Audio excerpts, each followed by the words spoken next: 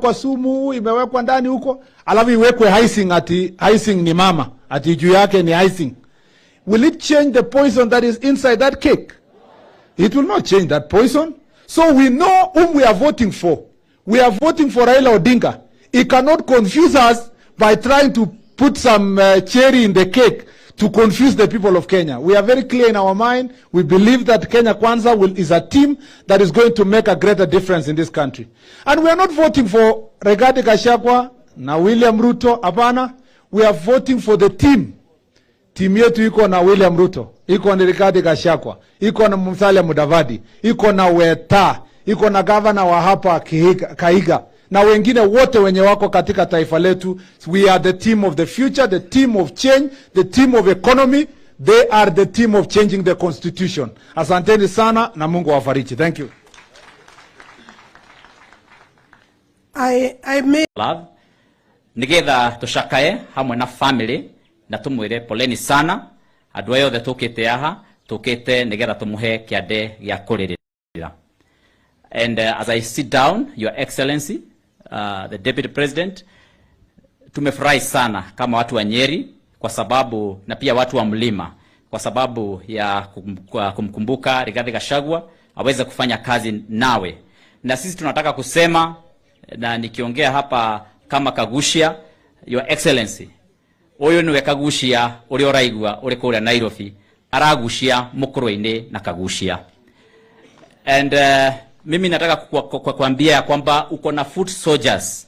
Kuna watu wako hapa gangari, wako na uwezo, wako na pia ujasiri, na pia wako na ile fikra inahitajika katika kusimamia mlengo wetu wa Kenya Kwanza hapa Nyeri na hapa Mount Kenya. Na sisi tutahakikisha kwamba kila mwananchi ambaye anaishi hapa atajitokeza tarehe 9 mwezi wa 8 kuchagua wagombea wetu katika Kenya Kwanza, mlengo wa Kenya Kwanza. Mungu awabariki na tunashukuru sana tukiombea jamii iwe na faraja. God bless you.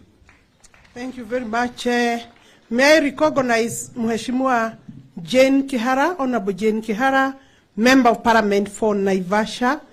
Mheshimiwa Rogama, niturekirie haitu hakwaria, no recognize you are present now.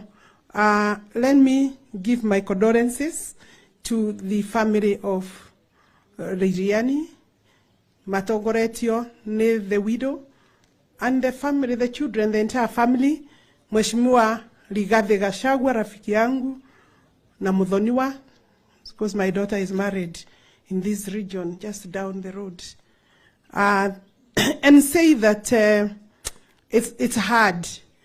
But, you know, blessings come in a very different way, because in another way, you have been uplifted in a very big way by being named as the running mate. So take heart, the entire family, as you bury your loved one.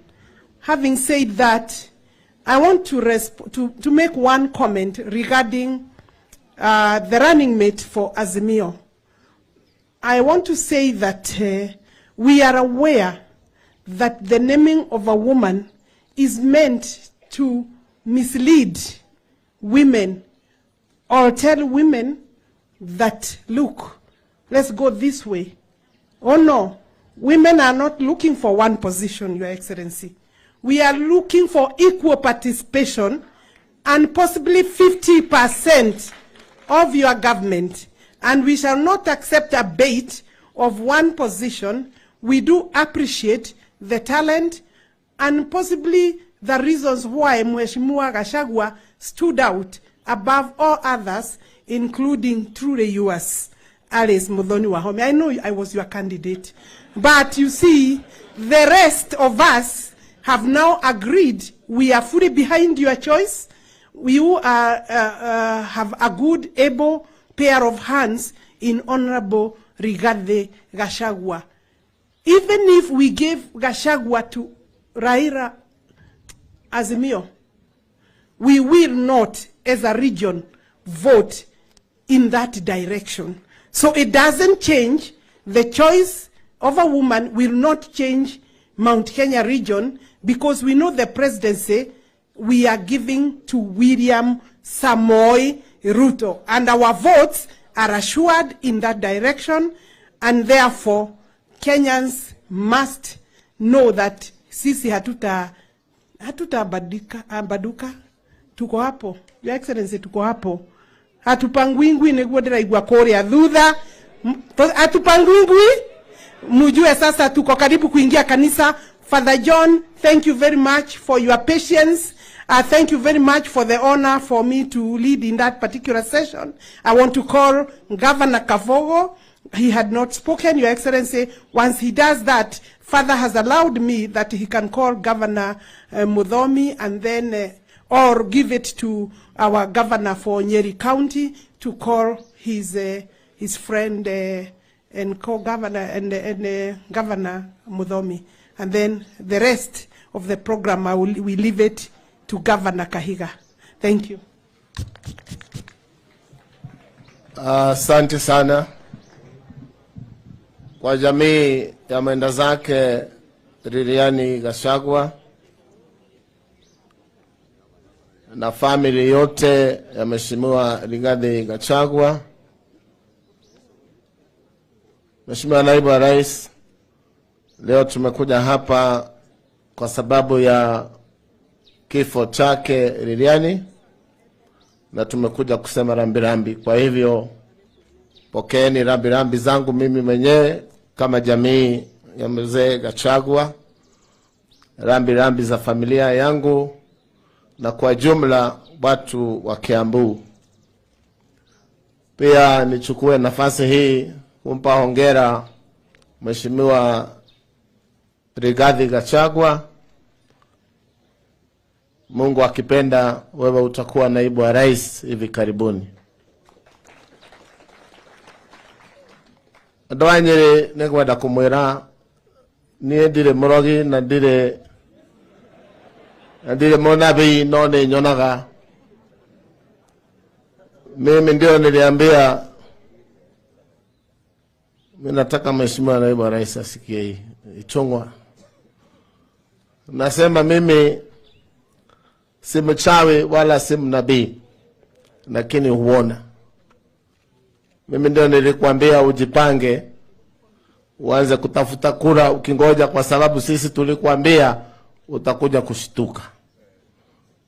Na mimi najua wewe unasikianga haraka, hiyo ulikamata na ukaanza kutafuta kura haraka. Nataka niambie watu ya Nyeri kwa Kilatini, andwa Nyeri thia ĩrĩ o mũtitũ na thia ĩhetagwo nĩ mũndũ na mũthoniwe. Ithuĩ andũ a Kiambu tũrĩ athoni anyu, mũtikone ta tũkinyĩte. Ũcio mũthuri mũraigua agĩtwo guka atũteng'eragia gũtũteng'eria. No nginya tũrute ndigi iratũ-inĩ, tũharũkie gumboots, tũthiĩ tũgacarie thia twĩ hamwe, inyuĩ andũ a Nyeri na ithuĩ the rest of Central Kenya. Ithuĩ nĩ tũkũnyitĩrĩra na hau bana Gachagua, na nĩũĩ tuko sawa, hii kazi tunaelewa. Lakini ni kazi imebaki kiasi fulani. Mimi naomba kupata kiti ya Deputy President Gachagua apate vizuri ni mpaka afike wa kuapishwa. Na kuapishwa, huwezi apishwa kama hujapiga kura zikazidi kwa debe 50+1 Kenya mzima na county 24 over 25%. Hiyo ni kazi inataka bidii. Na mimi nikiangalia darubini pale mbele, naona mpango wa kujaribu kutupeleka round 2. Na huo mpango ndio mpango huo umeona Mheshimiwa Kalonzo ameanza. Kwa hivyo no nginya tutindike na hinya pio nginya githurano gĩkĩ gĩgathira na first round. Wona tweterera second round nĩ yũmbũkaga ĩbute. Ndiĩ kana nĩ tũraigua na andũ a Nyeri? Nĩ mũgwĩtĩkĩra tũrute wĩra ũcio twĩ hamwe? No nginya Rigathi agatuĩka Deputy President toyo wĩikarĩte haha, nayo njamba ĩno ĩgatuĩka President wa Kenya.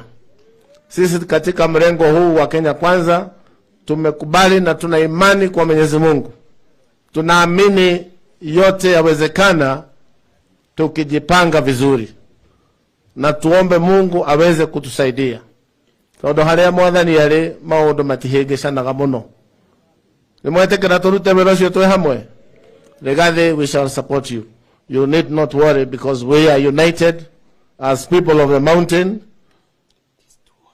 We will do this thing and we shall do it together by the grace of God. Nataka niite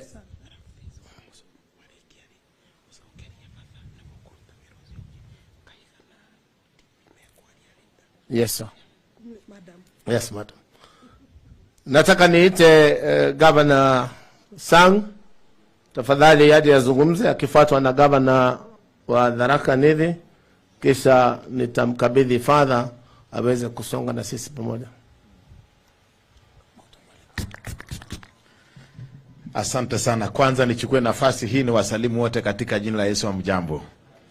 Ya pili, nimekuja hapa rafiki yangu Mheshimiwa Rigathi Gachagua kusema pole kwa niaba ya watu wa Nandi na serikali ya kaunti ya Nandi, na pia kwa niaba ya familia moja kule Nandi ambayo Mheshimiwa Deputy President ulipomtuma Rigathi Gachagua kuja kanisani kule nyumbani siku nyingine, yeye aliniambia niwaitie wazee kidogo wazungumuze na yeye, na baada ya hapo wazee wakamwambia katika sehemu hiyo kulikuwa na familia moja walikuwa wamepoteza mpendwa wao.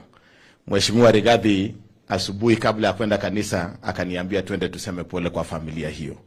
We want to tell you, Rigathi Gachagua, from the bottom of our hearts and from the people of Nandi, that you have stood with us severally. Pole sana to you and your family, na tunakupatia pongezi kwa ile kazi kubwa ambayo umepewa iko mbele yako. Tutasimama na nyinyi.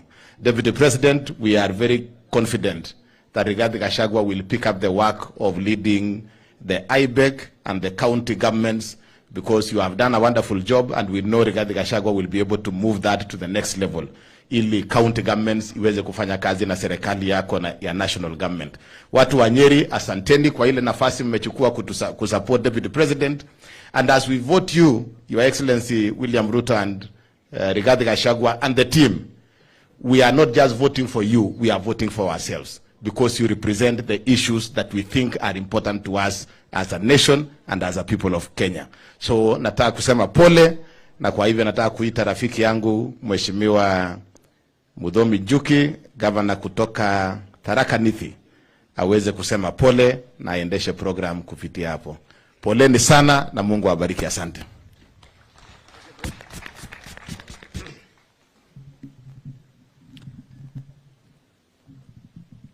Familia ya James Gachagua, mwenda zake ambaye tumekutana hapa leo kwa sababu yake, the fifth president of Kenya in waiting, Dr. William Samoei Ruto, and the deputy president in waiting, our brother Gachagua, all the principals and political leaders, na viongozi wote ambao wako hapa, na watu wa Nyeri, amjambo. Nataka kwanza kabisa kwa niaba yangu na familia yangu na watu wa Tharaka Nithi nilete pole zetu, our condolences to the family because of losing our loved one. Lakini at the same time shukuru Mungu kwa sababu he had lived a good life, because he had a bonus. Na pia niseme tuko na bahati pia kwa sababu Mungu alinena vizuri tukuwe na harusi na matanga katika kikao moja, kwamba ndugu yetu ameenda na ameenda vizuri, na pia katika hizo harakati Mungu akatupea Bwana Rigathi Gachagua akuwa ndiye anashika bendera kama deputy captain wa timu yetu. Your Excellency, the fifth president of Kenya in waiting, nikubali niseme nikiwa nimetoka Tharaka Nithi, and I want to say this for avoidance of doubt. Ukiwa kwa team unacheza na captain anachagua team, ile mchezo mnachezanga pale inaitwa friendly matches. Na mnacheza friendly kwa sababu mnaenda kucheza ile kubwa na opponents. Kwa hivyo ile mchezo ilikuwa pale ilikuwa friendly, na lazima team captain angechukua yule ambaye atakuwa deputy team captain.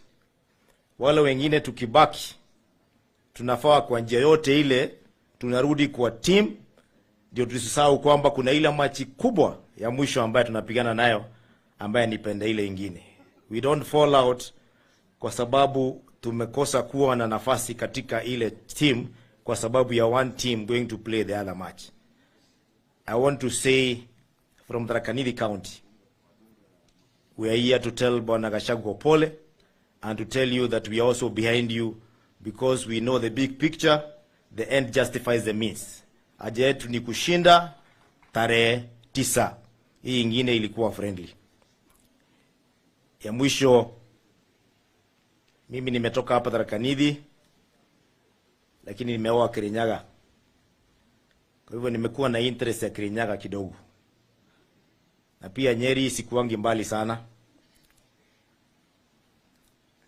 Nikubali, I recognize that Mzee Kibaki was the most humble leader we could ever get. Kama kuna kiongozi angekosea Bwana Kibaki, nafaa kurudi unaangalia kwamba kweli ni Bwana Kibaki alikuwa na shida ama ni yeye kiongozi.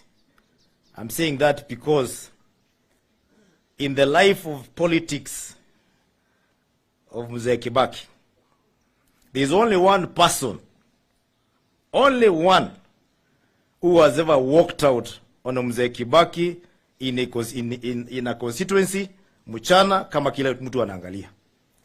Na huyo wale wamekaa kwa siasa mnajua ni nani. Kwa hivyo tunajua kwamba wana Raila Odinga yeye ajui amechagua nani. But if you could walk out of Kibaki, ngoja uone katikati ya hapa na tarehe 9 nini itakuwa imeendelea. Ile sarakazi itakuwa imeendelea. Kwa hiyo pahali hata mhitaji kuomba sana, omba kushinda, ile nyingine mnaangalia na macho tu kwa sababu vituko inakuja. Kwa hiyo mengi, Mheshimiwa Naibu Rais, tungependa kukukaribisha Tharaka Nithi kwa sababu tangu utoke huko 2017 na ukaendelea kukuja, Mheshimiwa Rais wa Kenya ambaye tunampenda sana hajawahi kanyanga huko tangu 2017. Lakini sasa kwa sababu ya ile imetokea juzi, ati Thursday hii wiki, kesho kutwa atakuja Tharaka Nithi. Wewe unaweza jazia after miaka 5 anakuja kufanya nini? Kwa sababu ya ile event ili happen juzi tu, tunajua anakuja kuchochea, kuja kufuruga, na sisi tuko tayari. Atatungoja hao, atatupata hapo. Tumuelezee that was a friendly match inside our team. Ile mchezo kubwa ni siku ile, na tuwezi danganya mchana kwa sababu kutupanga itakuwa ngumu sana. Asanteni sana na Mungu awabariki. Ningependa kurudisha kipaza sauti hii to Father John with a lot of humility. Asante sana.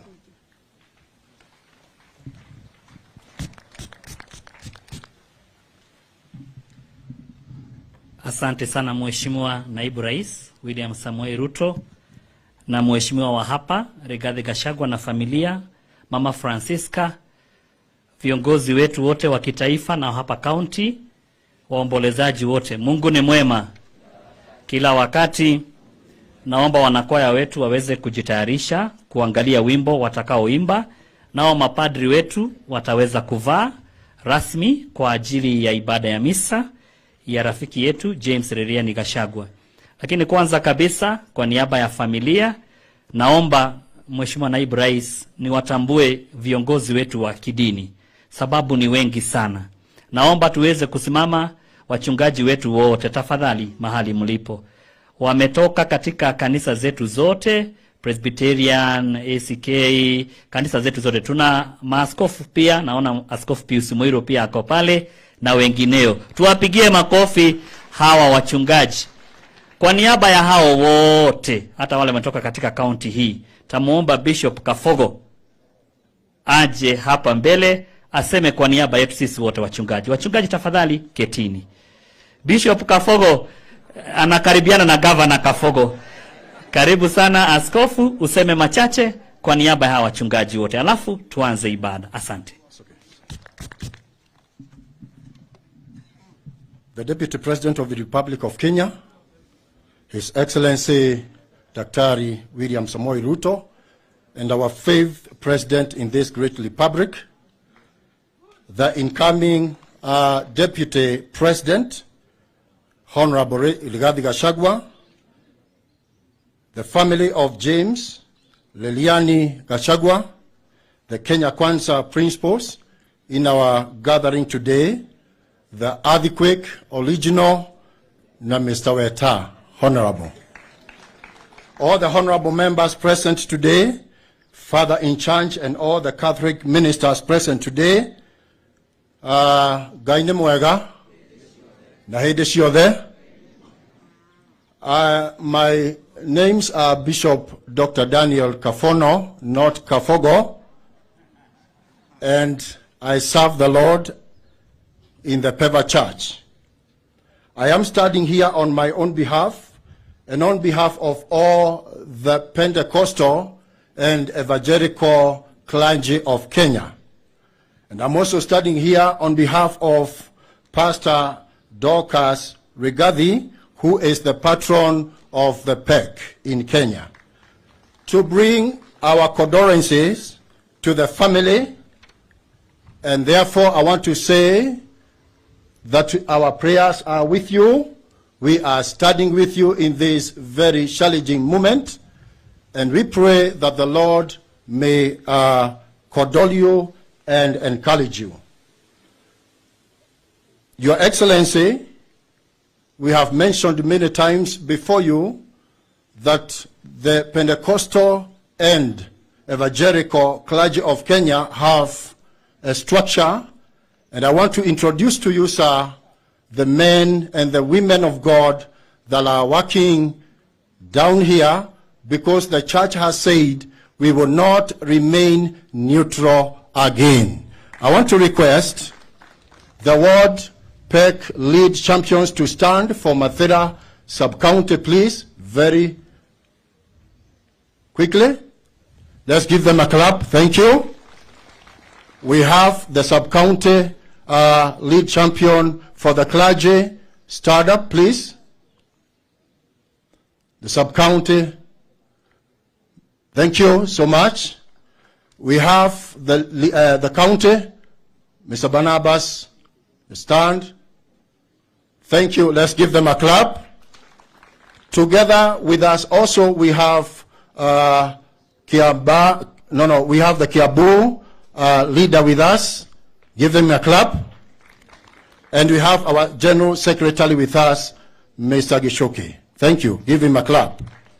I'm starting here also to say to all of us that the church in Kenya has been good in praying whenever we have an election, and we have been very good in casting our vote.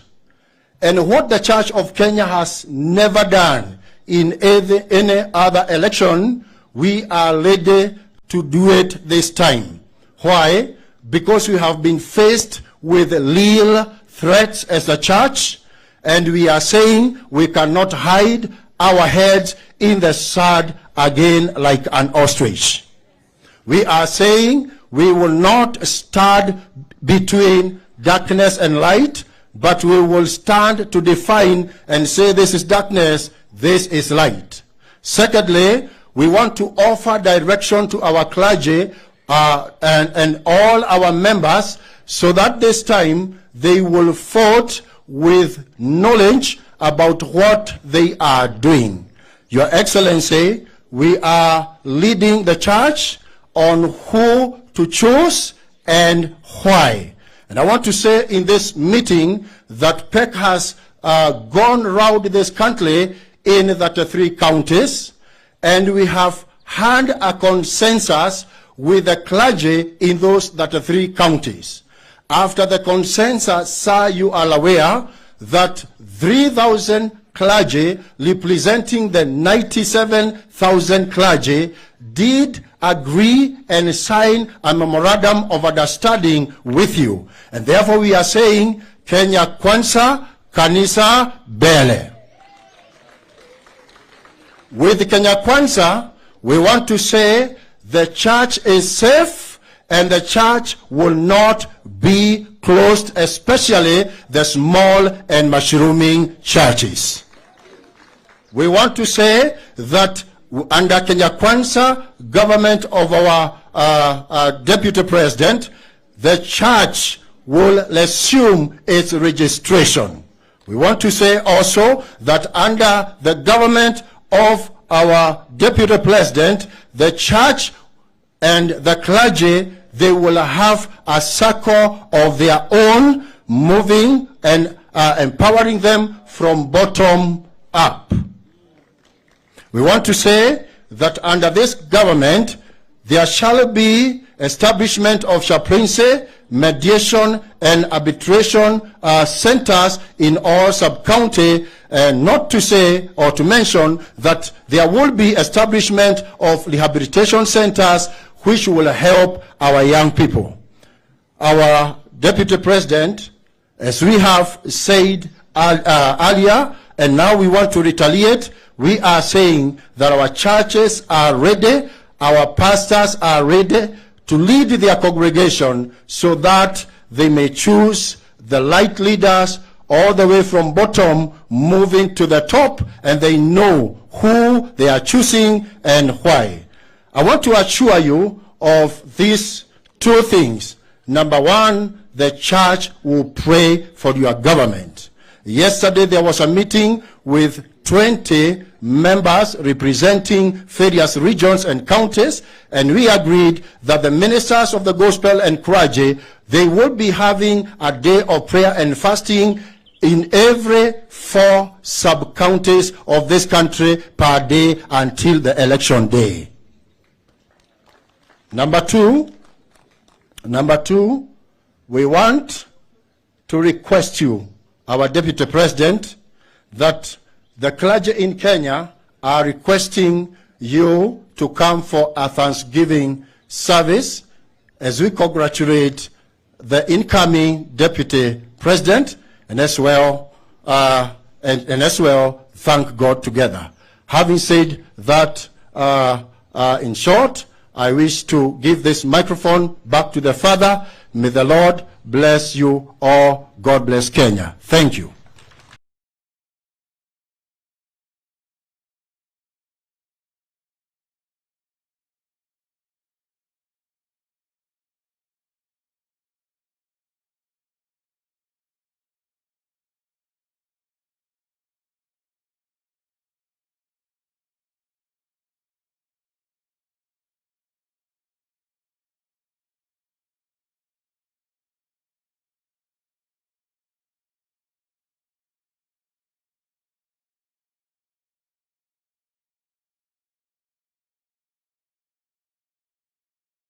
Wakwa ogwatao hodokio wakwa Odhanine we utheri wakwa ogwatao hodokio wakwa Odhanine we utheri wakwa ogwatao honokyo wakwa Odhanine we utheri wakwa ogwatao honokyo wakwa Odhanine we utheri wakwa ogwatao honokyo wakwa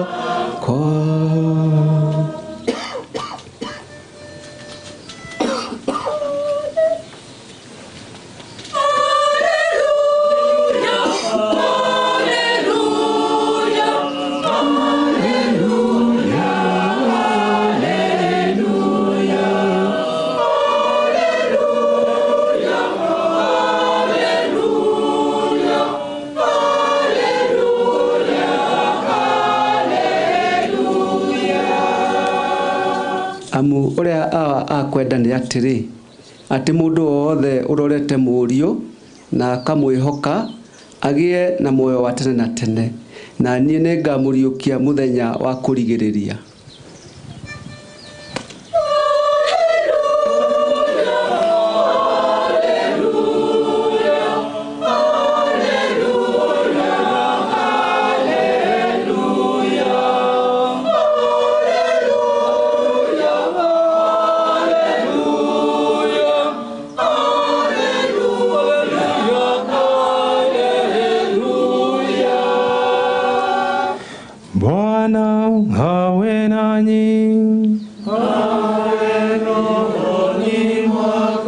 Somo la Injili takatifu ilivyoandikwa na Yohane.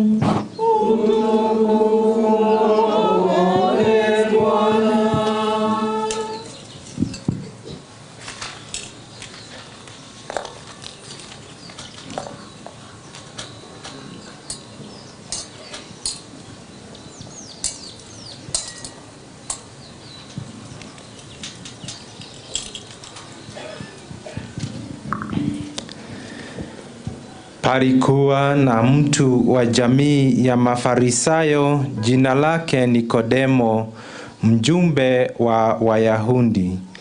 Naye alimjia usiku akamwambia, Rabi, twajua ya kuwa umetoka kwa Mungu kama mwalimu, kwa maana hakuna mtu awezaye kufanya ishara uzifanyazo wewe isipokuwa Mungu yu pamoja naye. Yesu akamjibu akamwambia, Amin, amin nakuambia, mtu hawezi kuona ufalme wa Mungu isipokuwa amezaliwa upya. Nikodemo akamjibu, awezaje mtu kuzaliwa akiwa mzee? Je, aweza kuingia tumboni mwa mama yake mara ya pili na kuzaliwa tena? Yesu akajibu, Amin, amin nakuambia, mtu asipozaliwa kwa maji na Roho hawezi kuingia katika ufalme wa Mungu. Kilichozaliwa na mwili ni mwili, na kilichozaliwa na Roho ni roho. Usishangae kwa kuwa nimekuambia, imewapasa ninyi kuzaliwa upya. Upepo huvuma upendako, na sauti yake waisikia, lakini hujui unakotoka wala unakoenda. Ndivyo ilivyo kwa wote waliozaliwa katika Roho. Nikodemo akajibu akamwambia, yawezekanaje hayo? Yesu akamjibu, je, wewe u mwalimu katika Israeli na huyajui hayo? Amin, amin nakuambia, twasema tunayo yajua, twashuhudia tunayo yaona, lakini haumpokei ushuhuda wetu. Nikiwaambia mambo ya ulimwengu na hamsadiki, mtasadikije nikiwaambia mambo ya biguni? Hakuna mtu aliyepaa biguni ila yeye aliyeshuka kutoka biguni, ndiye Mwana wa Mtu. Na kama Musa alivyomwinua nyoka jangwani, vile vile yampasa Mwana wa Mtu kuinuliwa, ili kila amsadikie awe na uzima wa milele. Injili ya Bwana. Sifa kwako Kristo.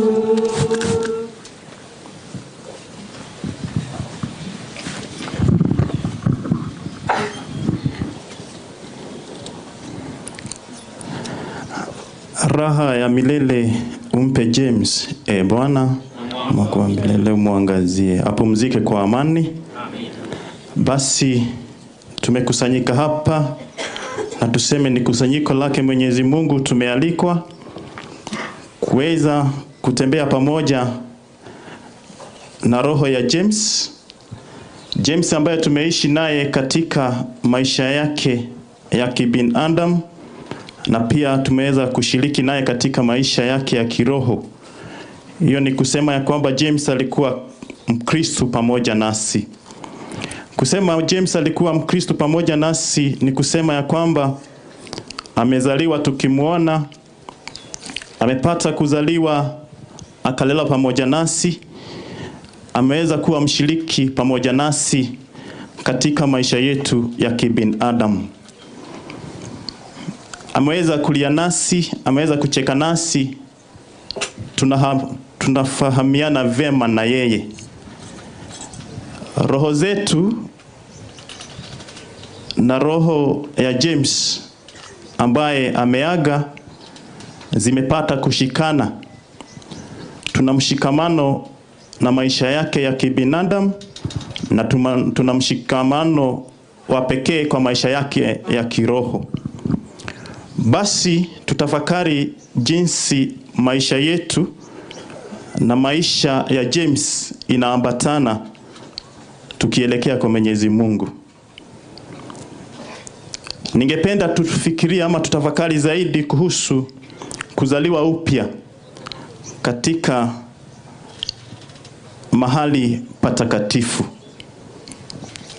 Wakati ambapo tunazaliwa kimwili, na katika shughuli zetu ama juhudi za wazazi wetu wanatuelekeza ili pia tuweze kuzaliwa kiroho.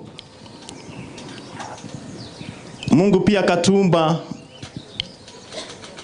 kwa hizi vitengo viwili muhimu, ya kwamba akatuumba tukiwa binadamu na pia akaweza kupuriza roho wake mtakatifu uweze kutuingia ili tuwe na network ama kuwe na network kati yetu na Mwenyezi Mungu ambaye ni muumba wetu. Basi katika shughuli zetu za kila siku na mwaliko wa Mungu Mwenyezi katika maisha ya kila binadamu na hasa katika maisha ya James ambaye tunasherehekea siku ya leo, Mungu anafanya tuwe na mshikamano na yeye kupitia roho wake mtakatifu. God created man and a woman, na alipuriza roho wake mtakatifu tukawa sasa sisi sio viumbe tu, sisi ni wana wa Mungu, hasa kupitia sakramenti ya ubatizo ambayo ningependa tuwaangazie kwa dakika chache. Mwalimu wetu mkuu katika siku ya leo ni Nikodemo ambaye alikuwa mgeni wake Kristo. Nikodemo kwa shughuli zake tumesikia ametembelea Kristo. Hata sisi katika shughuli zetu za kila siku na hasa katika hili shughuli ambalo tuko ndani yake tumetembelea Kristo. Sababu roho ya Kristo ndani ya James haijaaga. Roho ya Kristo ya neema ndani ya familia, the larger family, the Reriani family. Roho ya Kristo ndani ya wale ambao the nuclear family, ambao ni mama yetu, mama Francisca na watoto wako wote na pia watoto wako. The nuclear family, the immediate family ya James, roho ya Kristo ndani yenu. Basi Nikodemo alipokuwa akitembea kama sisi pia tumetembea katika hii boma ili tulete Kristo katika maisha ya hao na boma, akakuwa tested na Kristo ama akatahiniwa na Kristo. Akamwambia Nikodemo, nakwambia kama hutazaliwa mara ya pili hutapata ufalme wa mbinguni. Ndiposa nikasema nataka tutafakari zaidi kwa dakika chache tu kuhusu kuzaliwa mara ya pili. Ukizunguka hapa utapatana na wale ambao ni mimi na wewe tutazingatia kwamba ama tutaclaim ya kwamba tumezaliwa mara ya pili. We are born again Christian, which is so good. Lakini hasa tukijifunza na Nikodemo, alikuwa amemtembelea Yesu. Kwa hivyo alikuwa ameingia katika mashinani kumtafuta Kristo. Pia mimi na wewe tumeingia mashinani kusimama na kutembea na Kristo. Huyu Kristo leo anatuona, anapata hii fursa ya kupata kutupea funzo fulani. Anatuuliza kama wanijua kiasi gani kama hujazaliwa mara ya pili. Christ, our tutor, our mentor, mkufunzi wetu, mwenye ishara kubwa, Mungu pamoja nasi, angependa kila mmoja wetu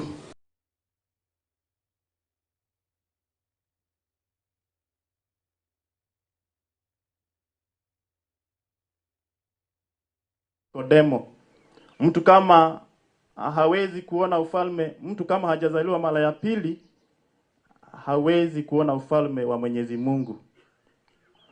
Ama mtu hawezi kuona ufalme wa Mungu isipokuwa azaliwe upya, azaliwe mara ya pili.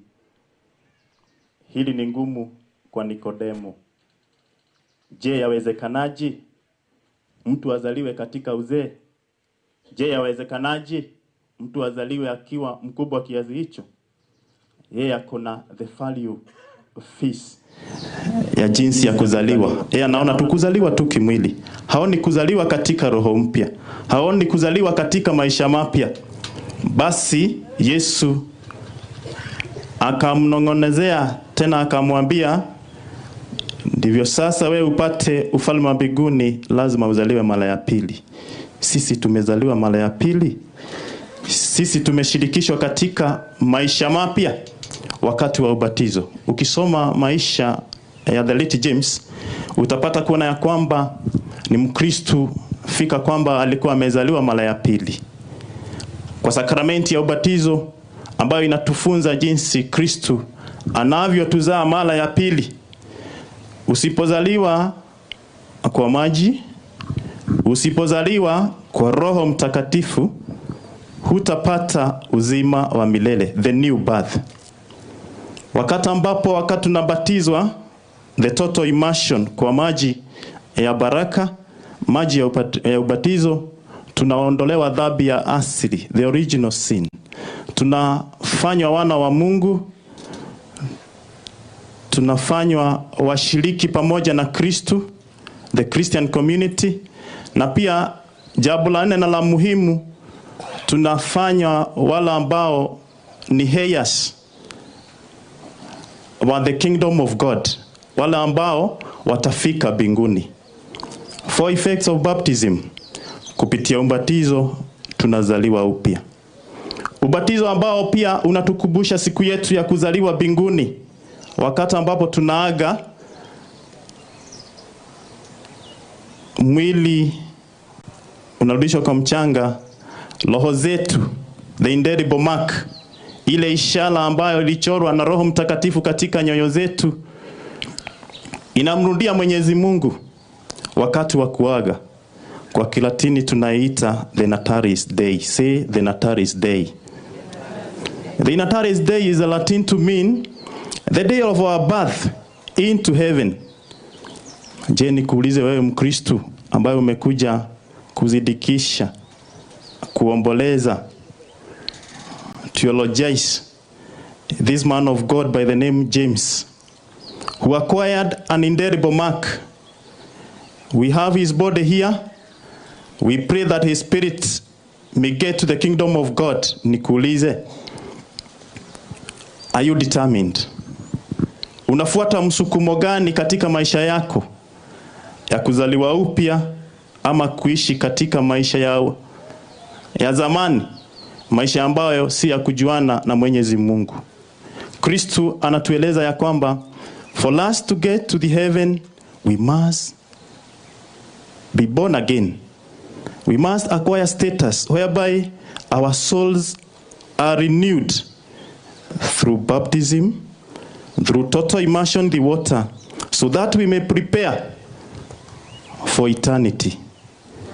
When we are baptized, we see the sacrament of baptism acting as a precursor, whereby at the point of death, at the point of departure here on earth, we get to heaven.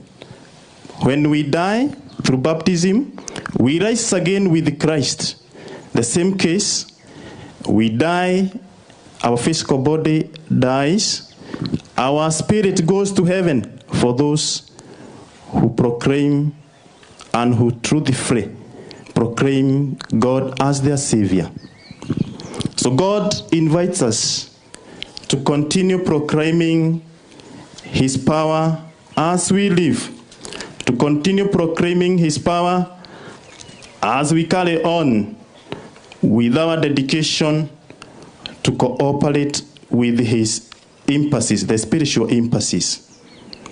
Usipozaliwa kwa maji na roho, hutaingia katika ufalme wa mbinguni. Born in heaven, yearning for this life. Are we willing to be born in heaven?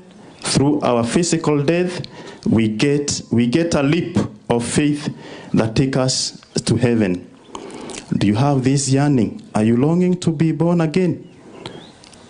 Are you still determined to remain born again here on earth, that you may acquire status in heaven? Let us so prepare for our death. We have all what it takes to prepare for our death, as Mr. Reriani used to prepare. For the short time I've been around, 1 year and 4 months, I've come to know this man as a very dedicated Christian. In his 2 weeks to the time of his departure here on earth, I had a privilege to serve this man. A man who always used to cooperate with the spiritual emphasis that used to hover around his life. He once invited me here in his family. I met him seated. He used to sit in a way that you would see that he's much comfortable, but as you may tend to think that he's not comfortable. But for him, he used to sit comfortably, though not sitting up straight. And when I got to his house, I would just be welcomed by a smiling face, a smiling heart,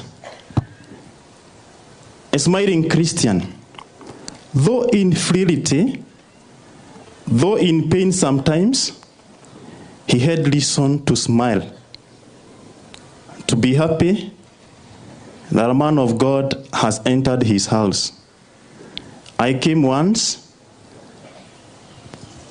He told me, "Father, karibu sana, I want to have a confession. Not only confession, please anoint me that I may get well." As if that is not enough, he said, "I want to receive Christ." Unfortunately, I had no Eucharist by then. Akafanya kitubio, akapata upako wa wagonjwa, akaniambia, "Father, now before you leave, let us pray together a special prayer that I may be healed." Nikamwambia, "Basi funga macho tuombe." Tukaomba pamoja na familia. The mom was here, Francisca, mom was there. We also had another man, his driver. We prayed and he told me, "Father, continue praying for me that I may get well."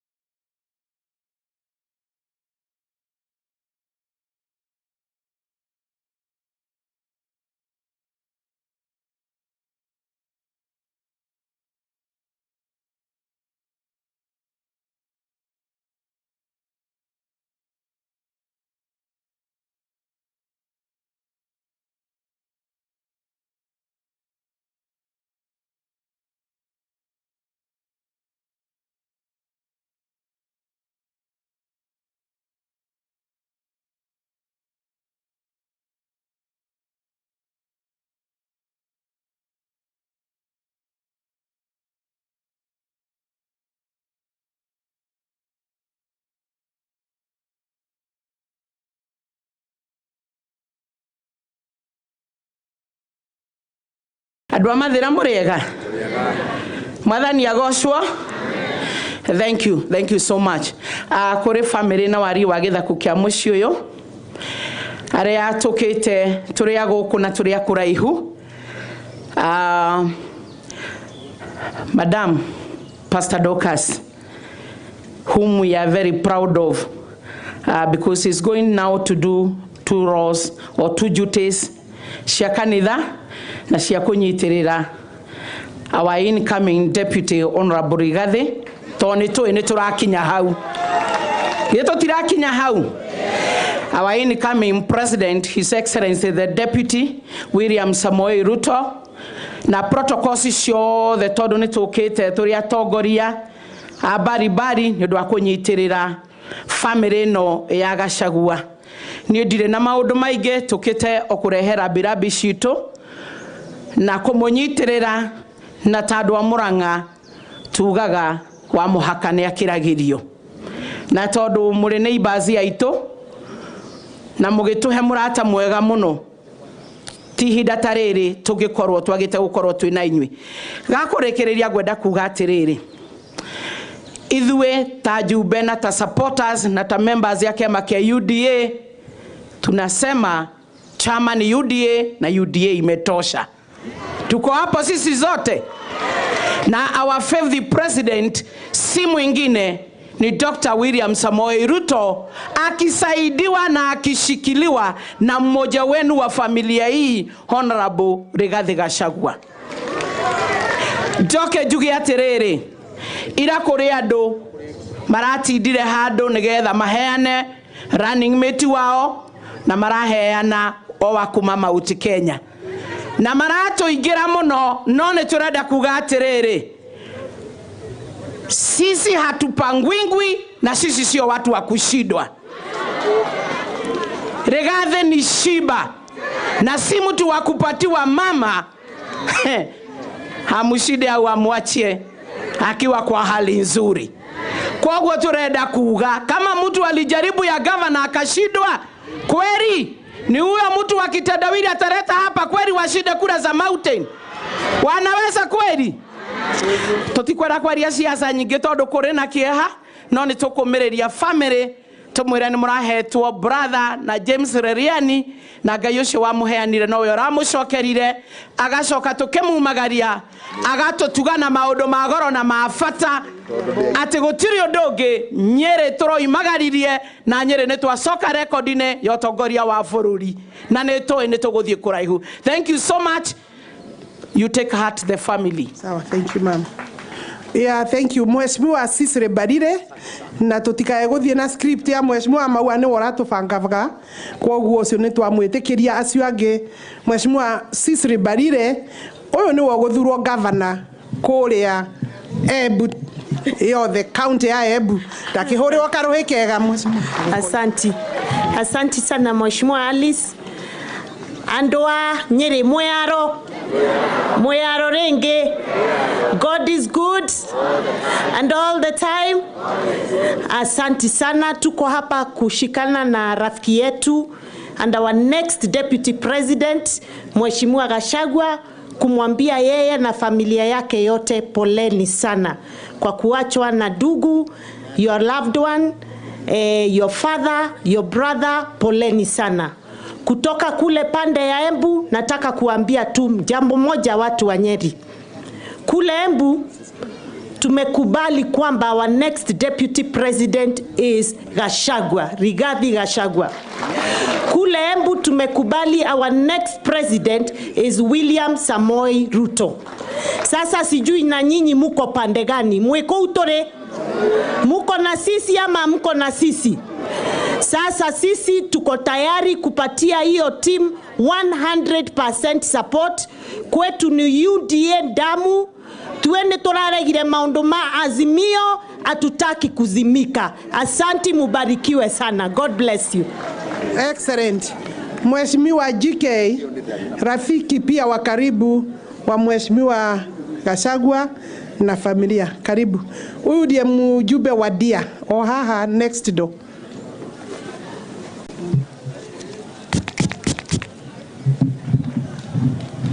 Asante Honorable Alice Wahome, waombolezaji wote na wasalimu kwa jina la Yesu. Bwana Yesu asifiwe. Ngai ni mwega na hĩndĩ ciothe. Tuoka ta ajube a kĩama kĩa UDA na tũrĩ aingĩ biũ tondũ nĩ twendete Honorable Rigathi Gachagua.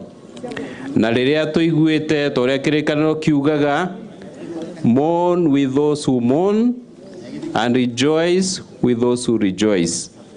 So guo tuoka nigetha tusakae na Honorable Rigathi Gachagua na family yake, na tumwire ati nituwe gutigo ni your brother ni undu wa kieha na ni undu joe ukuhutetie na ni gapu itigito, no Ngai ni ekumuhe hinya ta family na mumiririe tondu no yangihota kumumiriria wega piu. Ithuĩ nĩ tũgũka tũmũhe pole, no Ngai nĩ ekumuhe hinya uria murabatara.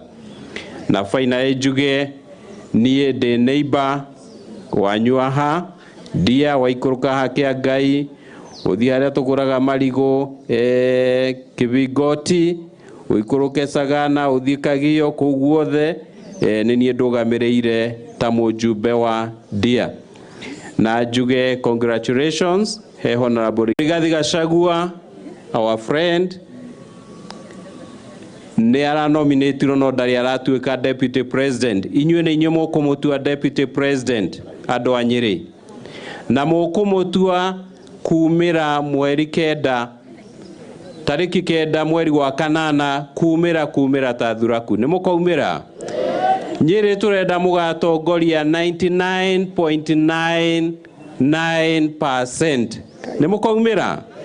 Ta nyonia ina guoko na Rigathi mumuonie nĩ mũkaumĩra inyuothe. Ngai amũrathime na mwĩke wega. Thank you. Thank you. Okay, I want to plead with my colleagues that I have only 10 minutes for all of you, and you are more than 20. So if you can take just 1 minute, tafadhali. Mũndũ gwĩtwo Gĩthua wa Macukuru, mũjumbe wa kũrĩa Kavete, tafadhali uka uheane rabirabi ciaku, mheshimiwa wa Macukuru. Na tũkugĩte mũgakĩmekĩra hinya na karũhĩ magĩũka. Nĩ ũguo.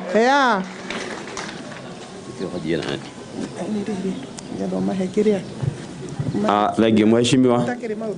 Aikari a Nyeri, family, waheshimiwa, ona gavana wa Kiambu, ndenda ndimweithie rucini rũmũthĩ. God is good and all the time. Ni wakwa no kurehe ndũmĩrĩri ya macakaya kwĩ family ya Mr. James Gachagua na family yake, na kwĩ mũrata wakwa, our incoming deputy president, na andũ a Nyeri ndĩmwĩre poleni nĩ ũndũ wa gũtigwo nĩ our brother. Ngoria Ngai arotuĩka wa kũmũhe thayũ, arotuĩka wa kũmũgiria maithori, na nĩ njũĩ atĩ ona ithuĩ tũtigĩtwo twagĩrĩirwo gũikara twĩharĩirie, tondũ gũtirĩ mũndũ ũĩ ihinda rĩake. Na ngĩrĩkia ndĩmwĩre atĩ ithuĩ andũ a Kiambu nĩ twĩtĩkĩrĩte na nĩ tũkaumĩra tarĩki 9 gwĩkĩra hinya deputy president witũ ũrĩa ũgakorwo Rigathi. Na makĩria ũguo no tũkaumĩra tũcagũre president witũ William Samoei Ruto. Ngai amũrathime. Thank you very much, Mheshimiwa George Koimburi, mjumbe wa kule Juja. Nĩ araturekerie na by elections. Na kone twagũire ĩno rĩu tũtingĩrĩ harĩa tũrĩ. Karibu. Ndagĩka ĩmwe mweshi. Thank you, Madam Harris. Kwa niaba ya wakaaji wa Juja, yangu ni machache sana.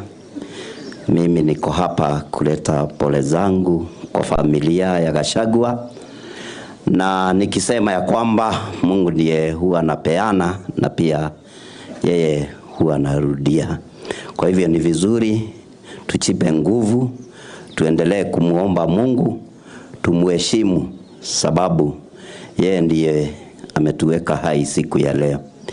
Jambo la mwisho nikimalizia ni kwamba niwakumbushe ya kwamba tarehe 9 mwezi wa 8 tuko na uchaguzi, na niturathurire njamba ya guku etagwo Rigathi wa Gachagua nigetha anyitirire ithenya ria gukorwo deputy president. Ni muthuri tutite muno na ni muthuri twendete muno. Mukuririkana thabari ya kuria gwitu Juja yambiriirie hau tutindikanite uguo, na thirikari iyo irarega gwikira mbica cia president wao. Merwo twi maitho ithuĩ nĩ turona nĩ kwĩhitha mehithĩire muthuri ũcio wana harĩa karia-inĩ. Merwo mekire mbica ciake nigetha tumenye tukamenya mweri 9 mweri wa 8 no gacinda. Na ithuothe turauga kura citũ nĩ cia William Samoei Arap Ruto. May God bless you. May God bless you. Mheshimiwa King'ara, then I'll call King'ang'i getha mundu agishoten rabi ciake, na if you can do 0.5 minute the better. O ni mheshimiwa ona tukugitio karuhiri ingi, mheshimiwa wa kuria Roiro. Okay, asante. Asante sana mheshimiwa Alice kwa kutupatia mwanya huu. Mwathani ni mwega hende ciothe. Langu kwa niaba yangu na watu wa Roiro, watu wengi sana 700,000, tumekuja hapa kuomboleza nanyi kwa lile limetukumba. Na kama vile mnajua, Mungu ako na njia zake na Mungu ako na mipango yake. Kwa hivyo familia, tukifariji na nyinyi mjipe nguvu na mjue ule mwanya umewachwa, Mungu atazimba akutumia hawa malaika ambao wamekuja siku ya leo. La kifupi sana niseme, ni kweli tumefika wakati wa siasa, na wakati wa siasa utakuja upite uende zake. Kwa hivyo ingekuwa vizuri tungeweza kuwa na uwiano wa Kenya wote. Wakati siasa iko ndio wakati siasa itaenda, tubaki vile vile. Ningependa vile vile kuchukua fursa hili, ingawaje kuna kilio, kumshukuru Mwenyezi Mungu kwa yale ametutendea, hasa kutambua mmoja wetu Mheshimiwa Rigathi na kuwa katika kinyang'anyiro kile akiwa kiongozi mwenza wa mheshimiwa ambaye ni nahodha wa merikebu ya UDA ambayo ni UDA. Mimi nimekuwa kwa Jubilee kwa muda, wakati walifika wakati ya ni uteuzi kupika mtu, nikaona hapa kuna wasiwasi, na mheshimiwa Rigathi Gachagua akaniambia kutakuwa na free and fair nomination kuja ukae na sisi, na ikawezekana. Kwa hivyo hata lile limetendwa leo litawezekana kwa sababu ya nguvu za Mwenyezi Mungu. Asante, shukrani.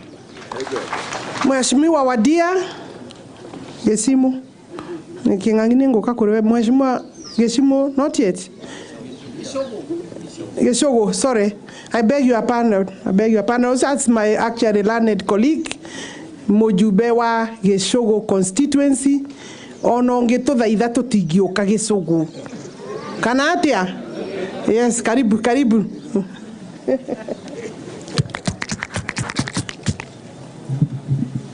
Asante sana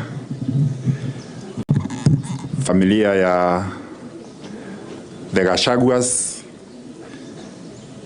ombolezaji wote, viongozi wote, nimemsalimu katika jina la Yesu. Hamjambo. Niye njĩtagwo Gĩchimo Gĩthĩnji, mũmbunge wa kũrĩa gwĩtagwo Gĩchũgũ, Kirinyaga County, na njũkĩte kwĩra family pole, tũnyitanĩre na mũmbunge wanyu twendete mũno etagwo Rigathi Gachagua, ũrĩa deputy president aramũrire amũnyitĩrĩre na akorwe akĩmũtethereria gũtongoria bũrũri ũyũ wa Kenya president wa gatano, nake deputy president wa kerĩ kuma katiba njerũ ya betũkua, tondu tukoretwo na deputy president yo mwana niwe William Samoei Ruto. The next deputy president of the Republic of Kenya egukorwe Rigathi Gachagua, na tutawashikilia nitukumasupport nigetha thirikari ino yume kana bũrũri ũyũ wa Kenya tugacire kimaendeleo. na ndenda kumuhakikishira kuria gwitu Gicugu kou turugamite na William Samoei Ruto tondu ndirigwe mukabeana kura 99.99%. Ona ithuĩ tugakora tugicindana na inyuĩ nigetha tumirie kura ciothe ona kwabotekeka 100% tube William Samoei Ruto akorwe president witu. Koguo ndina maundu maingi ni njui ni muguka Gicugu na toka kou tutigakwa tukiaria ingi mugoka mundethererie nigetha president witu agakorwe William Samoei Ruto na deputy agakorwe Gachagua. Kwa hivyo hao wengine wako na uhuru wa kidemokrasia, mtu kufuata mahali anataka, lakini kwetu tumeamua ni Ruto na Gachagua. Asante sana, Mungu awabariki na poleni sana familia. Mheshimiwa wa Bere South, Honorable King'ang'i.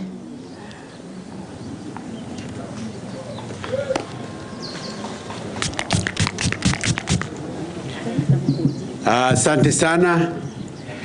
Andu a Nyeri na mukethia muriaro. Betagwa King'ang'i kuma Bere South. Nataka kusema poleni sana kwa kupoteza huyu baba, huyu mzee wetu na rafiki yetu. Poleni sana na asante kwa kuja kumsindikisha. Kule Bere sisi ni marafiki sana wa Rigathi Gachagua. Nataka kuwapongeza na kusema asante watu wa Nyeri kwa kutupatia shujaa ambaye sasa ameteuliwa asimamie kama running mate wa William Samoei Ruto. Kule Embu, William Samoei Ruto tunampenda sana na tutamchagua 100%. Na sasa kwa sababu ya Rigathi Gachagua ambaye pia ni rafiki wa Embu sana na rafiki yangu kabisa, watu wa Embu sasa wako 150% kuchagua President William Samoei Ruto pamoja na deputy yake Rigathi Gachagua. Sijui kama muko hapa hata nyinyi. Bauni bomure ngaya murathima mke waro. Hapo. Yes, I want to ask Senator Kenyua, Senator Laikipia County, tafadhali come, and then Beatrice, be preparing yourself. Tomokumie Yesu Kristo. Jesu neno akioroka. Bwana asifiwe. Kwa majina mimi naitwa John Kenyua, senator wa kutoka gatuzi ya Laikipia. Na siku ya leo nimekuja kuleta risala zangu za rambirambi kwa familia hii ya mwenda zake James. Na niseme hakuna jambo linatendeka ikiwa Mwenyezi Mungu hajaketi katika kiti chake cha enzi. Niambie familia pole na pole sana. Lakini hata ijapokuwa tunapitia haya maneno yote, mimi nina furaha kwa sababu siku ya leo tunakumbuka na tunajua kwamba Mheshimiwa Rigathi Gachagua amekuwa ni mgombea mwenza wa Mheshimiwa William Samoei Arap Ruto. Na mimi nikiangalia Biblia yangu inaniambia kwamba nilipoangalia wanaoshindana timu yetu na timu ya wale wengine, na nikiangalia Biblia inaniambia mzee anapolala anaota, nao vijana wanapolala wanaona maono. Nyinyi mnataka maono ama mnataka ndoto? Wale walio na maono ni watu wa UDA na timu ya Kenya Kwanza, na wale wengine tunaoshindana nao ni ndoto. Tarehe 9 mwezi wa 8 itakuwa ni siku ya ndovu kumla mwanawe. Wale ambao ni wazee na tunaheshimu wazee, mimi nasikia watu wa Kirinyaga, nilipokuja nikitoka Nairobi nimepitia hapo, nikasikia wakiniambia Kenyua maya agai totigethura shosho tugathura Rigathi, maya agai Kenyua tugathura Rigathi na William Samoei Ruto. Na kwa hayo mengi au machache, nataka kusema Mungu wa Isaka, Mungu wa Ibrahimu, Mungu wa Yakobo awabariki sana hapo bariki. Asisahau na mimi John Kenyua, asanteni sana. Okay, I have less than 3 minutes now. Women Rep Tharaka.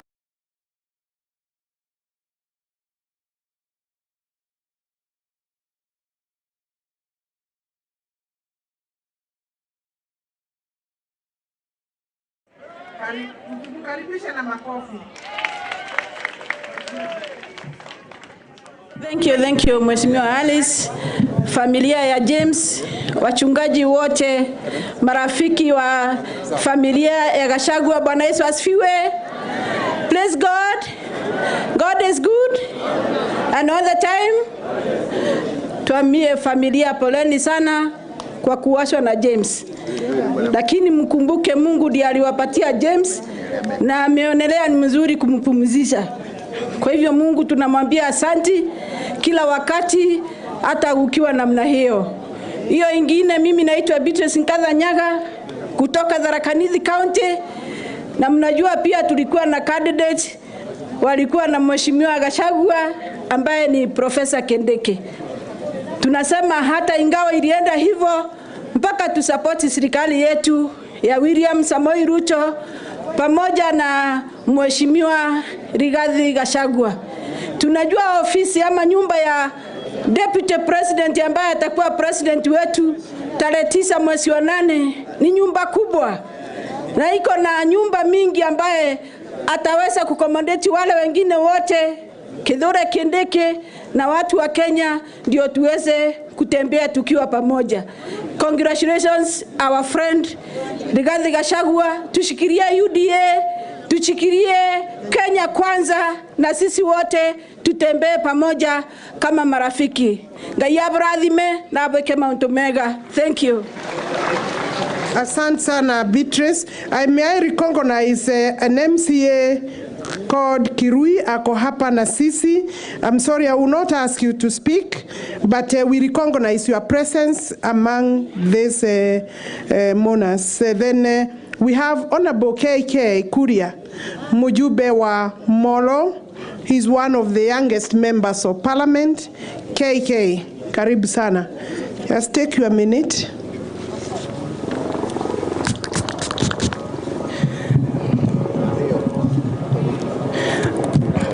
I thank you, the Honorable Alice Wahome.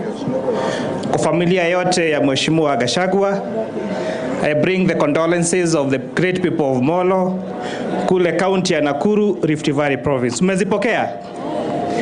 Ya pili, sitakuwa mwingi wa maneno. Nitawaambia tu kuna mashindano tarehe 9 mwezi wa 8. Na ingawa sisi jamii ya Wakikuyu tunashukuru sana kwa sababu ya kupoa Mheshimiwa Rigathi Gachagua as the next Deputy President of the Republic of Kenya. What you are even more excited about is a dream of the bottom-up economic model that the President designate William Samoei Ruto has for the people of this great country of Kenya. Ya kwamba katika serikali yetu mambo ya uchumi itakuwa kwa, alafu mambo ya vyeo itakuwa ya pili. Nikimalizia, Raila Odinga amefanya jambo la busara pia, kumchagua Martha Karua kama running mate yake. No, Raila do ya Gikuyu amonetio tuko. Amonetio tuko. Githurano gya 2013 mwakiririkana. Ni mwaririkana muthuri riu ni murata witu wetagwo Musalia Mudavadi. Running mate yake ari o. Kioni ni muraririkana. Mudavadi agire kura cigana ndaragwa.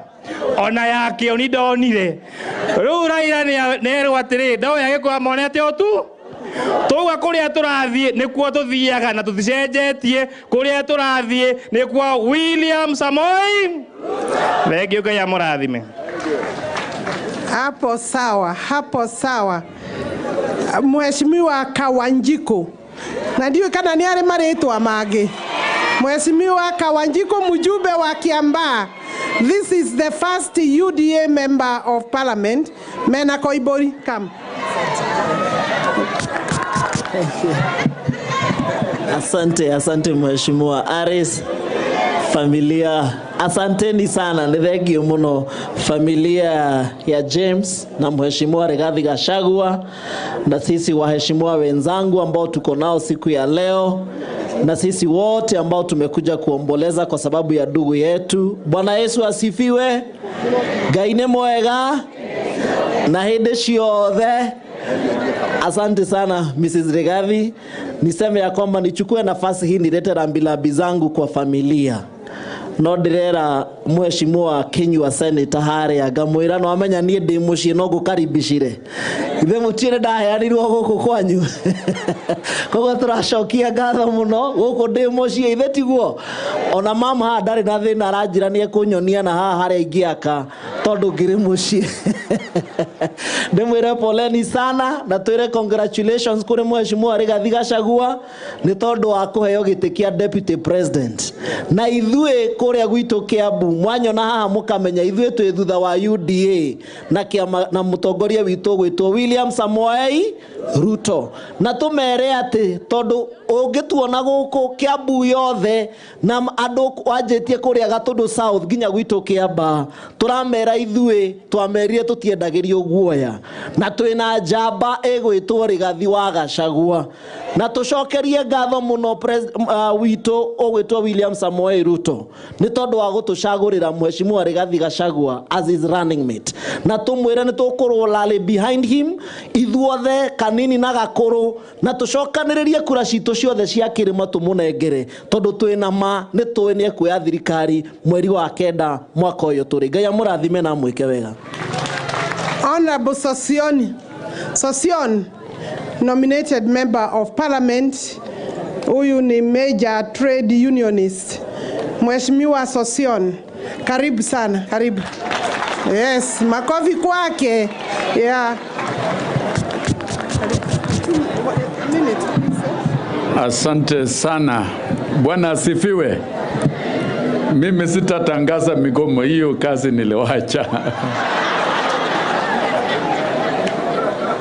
Ningependa kusema kwamba ndugu Rigathi Gachagua amekuwa rafiki yangu wa karibu tangu nijiunge na UDA, chama cha kuheshimu demokrasia na haki ya watu. Na mnanijua, nimesimamia mambo ya elimu na nimesema maneno ya ukweli kila wakati kwa serikali. Na ukweli yangu ilikasirisha Uhuru Kenyatta, ndio akanivuruga kwa ile nyumba ya chama cha walimu. Lakini mnajua ukweli, roho ya walimu na urafiki yangu bado upo. Na ningependa kusema hapa tukisindikisha ndugu yetu katika kura ya tarehe 9 mwezi wa 8, hata mchunguze walimu na wafanyikazi tuko ndani ya Kenya Kwanza na tutaunga mkono William Samoei kuwa rais wa Jamhuri ya Kenya na ndugu Rigathi Gachagua kuwa deputy president. Sio inatosha? Na mjue sisi walimu ndio tulisaidia Kibaki akuwe rais wa Jamhuri ya Kenya. Na kwa hii tuko katika hiyo barabara. Asanteni, Mungu awabariki. Thank you very much. Quite brief. Mheshimiwa Mathira wa Yara, East Africa Legislative Assembly. Karibu, karibu my sister. Na huyu ndiye tunachagua huko Baringo kama Baringo women rep. Hata kama size ni ile ya kandogo lakini si yako sawa? Ako sawa. Yes. Asante sana Mheshimiwa Harris. Ningependa kuwasalimia nyote katika jina la Yesu. Leo nimekuja hapa kupeana rambirambi zangu. Mimi natoka Baringo. Mimi ni yule anaitwa Dimuni wa UDA. Mteuliwa wa UDA kwa tikiti cha women rep. Na mimi nataka kuambia watu wa Mathira tuko pamoja kwa kusherekea ndugu yetu Rigathi akiwa amepewa awe naibu. Na pia tunasema poleni kwa kupoteza ndugu yetu James. Sisi kama watu ya Baringo hatuna chama kingine. Tulikuwa na chama ya Jogo, lakini tukakula Jogo tukamaliza. Sasa mifupa tumewekwa kwa wheelbarrow na manyoya yake, na saa hii tuko Kenya Kwanza na tunasema rais ni William Ruto, naibu wake Gachagua. Asante sana. Quickly, Mheshimiwa Gathoni wa Mushomba, women rep Kiambu. Yes, appreciate her. And she is vying for Githunguri constituency kwa sababu amejijenga na affirmative action, na mnakumbuka tayari women have secured 50% of cabinet. Just watch closely. Thank you. Thank you, my senior. Andũ a Nyeri mũrĩega. Mwathani agocwo. Ndugaga andũ a Nyeri na ningeĩtwo ũmwe wanyu. Ona gũtuĩka ndiciarĩtwo gũkũ, maitũ witũ aciarĩtwo gũkũ. Oimĩte harĩa Kĩama Cimbi. Nĩkĩo mũkĩonaga nĩ ndĩ gathakame ka andũ a Nyeri. Na wagĩthaka. Ndoka mũciĩ kuga poleni sana nĩ gũtigwo nĩ wa dad. Family ya Gachagua yothe, the immediate family and the extended, poleni sana sana sana. Pole zangu na za watu wa Kiambu ambao nasimamia katika bunge la taifa. Kuria gwitũ Kiambu tũroigire tutikwenderio guoya. Na nĩ ndĩraigua tondũ ngĩũka nĩ ndarĩa marigũ na haha Kĩanda na ndaigua andũ a Nyeri nao marigũ matikwenderio guoya. Inyuĩ nĩ mũkwenderio guoya? Na nĩ tũkũmũcokeria ngatho mũno andũ a Nyeri. Tondũ nĩ mwatũheire president wa gĩtĩo mũno mĩaka 10 mũtigaire Mwai wa Kibaki. Na mũgĩtũcokeria guoko ithuĩ andũ a Kiambu, mũgĩtũhe Uhuru wa Kenyatta mĩaka 10. Rĩu na ithuĩ nĩ tũrenda gũcokia guoko. Na nĩkĩo tũretĩkĩrire Rigathi Gachagua awe running mate wa William Samoei Ruto. Nĩgetha na inyuĩ tũmũcokerie guoko andũ a Nyeri, mũrĩ andũ me ũcamba mũno. Mũtihakagwo macoro na moiga nĩ gũthiĩ kũrĩa gwitũ tugete nĩ gũthiĩ na thirikari ya Kenya kwanza. Je, watu wa Nyeri mnasemaje? Tunasonga. Mungu awabariki. Mimi nimeamua ninataka kiti ya ubunge kuwakilisha sub county ambayo nimezaliwa kule Githunguri, ili hiyo kiti ya mama county ikaliwe na mama mwingine. Wamama waongezeke katika bunge la taifa na la seneti, ili wamama wawe na sauti. Na washukuru sana kwa support yenu. Mungu awabariki. Mheshimiwa Pato Igamba Ng'ombe. Niguo. Wapi Mheshimiwa Pato? Mheshimiwa Pato, karibu. Karibu, harakisha tafadhali, where you are a young member of parliament, nguvu zote hapa. Na we koroherwa Mheshimiwa Pato ni akuga maritwa mau mange make. Asante Mheshimiwa Alice. Mimi naitwa Mheshimiwa Pato, mbunge wa Chuke Gamba Ng'ombe constituency kule Tharaka Nithi County, na tumeleta pole zetu. Acha tukaribishe Mheshimiwa kwanza. Tumeleta pole zetu kama jamii. Acha Mheshimiwa waingie kwanza. Karibuni Mheshimiwa Kate, Mheshimiwa Faith Getau, Mheshimiwa Kate wa Ruguru. Karibuni sana. Nasema tumeleta rambirambi zetu kwa familia, the greater family, kama familia Tharaka Nithi, na tuko na gavana yetu pia ambaye atapeana rambirambi za county ya Tharaka Nithi. Lakini on behalf of the people of Chuke Gamba Ng'ombe, nataka kusema kwanza poleni kwa familia. Ya pili niambie Mheshimiwa Rigathi Gachagua rafiki yangu, congratulations. Na niambie Mheshimiwa Ruto kwamba he is in good hands na Mheshimiwa Rigathi Gachagua. Watu wetu nataka kusema, nimeona watu wameshuka sana saa zingine kwa ile mambo ilifanyika jana kule KICC. But I want to tell the people of Kenya that elective positions are about development. We can't have two activists lead a country. Raila Odinga is an activist. Kutoka ingie kwa siasa, imetafutwa hata choo amewahi jenga haijawahi onekana. Kutoka Martha Karua ingie kwa siasa, hata ikitafutwa project amefanya ipigwe picha iwezi onekana. Wote wawili ukiwauliza maendeleo watakwambia tunataka kufanya reforms, tunataka kufanya changes, tunataka kufanya reforms. We can't have leaders ambao kazi yao ni activism na kutuambia we want to do reforms. Tunataka kukuza uchumi wa nchi. We know William Ruto mahali anaelekea maneno ya bottom up economy. Tunajua Rigathi vile ameshikilia maneno ya bottom up economy. Na jana they already started at a bad footing. Wakati Martha alisomwa jina, Raila alisema ile kazi anapea Martha ya kwanza ni kuendelea kurekebisha katiba. Sasa how do we start like that? We know the price of living in this country. We know the cost of living. lakini unatuambia ati your first assignment ni kuendelea kubadilisha katiba. Our people, we can't have activists leading a country. Activists can't lead a country that is down economically. We need people who lead the economy of this country. That's why we are standing behind William Ruto and Rigathi Gachagua. Na ya mwisho, watu wa Nyeri, nataka kuwaomba sisi tukua watu rafiki zenyu kutoka Tharaka Nithi. Tulikuwa na kijana yetu Kidiki ambaye walikuwa natafuta hii kiti na Rigathi Gachagua. Na sisi kwa sababu ni watu wapenda amani na tunapenda Gachagua na tunapenda William Ruto, kama watu wa Tharaka Nithi tumekubali, will support William Ruto and Rigathi Gachagua completely. Lakini tukiomba mkubali watu wa Nyeri, ile maendeleo Rigathi ataanze ya kwanza akikuwa naibu ya rais, aanze kule Tharaka Nithi. Mnakubali hivyo? Kazi ya kwanza aanze Tharaka Nithi. Mnakubali?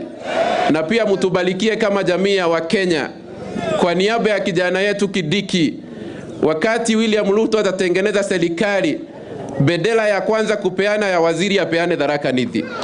Asante sana na Mungu awabariki. You know, Pato did not know I was operating on 0 time. So he has taken some advantage there. Mwaura, I'm sure you think on your floor, on the floor. Isaac Mwaura, Muthogo wa Roiro, tafadhali. We are operating on 0 time. So when I say 0 time, it means your name, Narabirabi. Thank you, my brother. Bwana asifiwe. Mwathani agoshwo. Nijetago Isaac Mwaura, na andũ aingĩ manjetaga Muthogo wa Roiro. Nataka kuleta rambirambi zangu kwa familia ya Mheshimiwa Rigathi Gachagua, familia yote. Nataka kuambia ya ndugu yake, jamaa na marafiki kwamba tumekuja hapa kusema yote yanatendeka kulingana na wema wa Mungu. Na hiyo familia ambayo imeachwa na ndugu yetu, Mungu awalinde na aonekanie, kwa sababu yeye ndiye baba wa wajane na pia anawasaidia watu wote. Niseme Mheshimiwa Rigathi ni rafiki yangu sana, na tumefanya kazi na yeye kwa miaka mingi. Hata pale mambo ya Mlima House tumefanya kazi na yeye. Na tunashukuru Mungu, yeye ndiye anaenda kuwa Deputy President of the Republic of Kenya 9th of August 2022. Ama namna gani? Nitogwithani ogwo. Nemokaimera. Tuthure Rigathi na Ruto. Na turaiga atiriri. Ruto Rigathi, chagua Ruto. Ruto Rigathi ama Ruto chagua, si ndio? Ngai amurathime na mwende na tukinyire hau. Yeah. Thank you, very good. Thank you. I want to ask Maitwa County wa Nyandarua, my good friend Faith Gitao. Rohe rwega rwa kumurehe aha. Tugire tu tukene tondu ni mixed day, gikeno ona gukorwo ni turakirira. Thank you muno, Mheshimiwa Alice. Aria matanjui njitagwo Faith Wairimo wa Gitau, Mama County Nyandarua, na Nyandarua makanjita Mami Mwega. Ndarehe rabirabi ciakwa na cia andu othe a Nyandarua kuri family ya His Excellency our Deputy President Rigathi Gachagua, tondu ucio niwe tui na gutiri ungi. Nimwire mwiyumiririe twi hamwe muno, njoke njire andu a Nyeri Ngai ni mwega hari inyui. Ni amuririkanite o ringi, ndimwire ati ithue kuria Nyandarua turamunyita igana kwa igana. Na njere andu aria angi mareciragia ati maname maheana maretwa mange ithue ni turainaina. Ithue tutirainaina, gutiri undu ucenjetie Mount Kenya ona atia. Ithue turugamite gangali thutha wa His Excellency William Samoei Ruto, tondu ucio niwe 5th President of the Republic of Kenya. Undu ingi muria, rekei tunyitane, rekei tuhoere bururi, ni tondu Ngai witũ nĩwe ũratũthondekera atongoria. God bless you. God bless Kenya. Thank you very much. Thank you very much. I know we have remained within the script of kuheana rabirabi. Tutire turauma nja ya ũhoro, tutire on any political platform.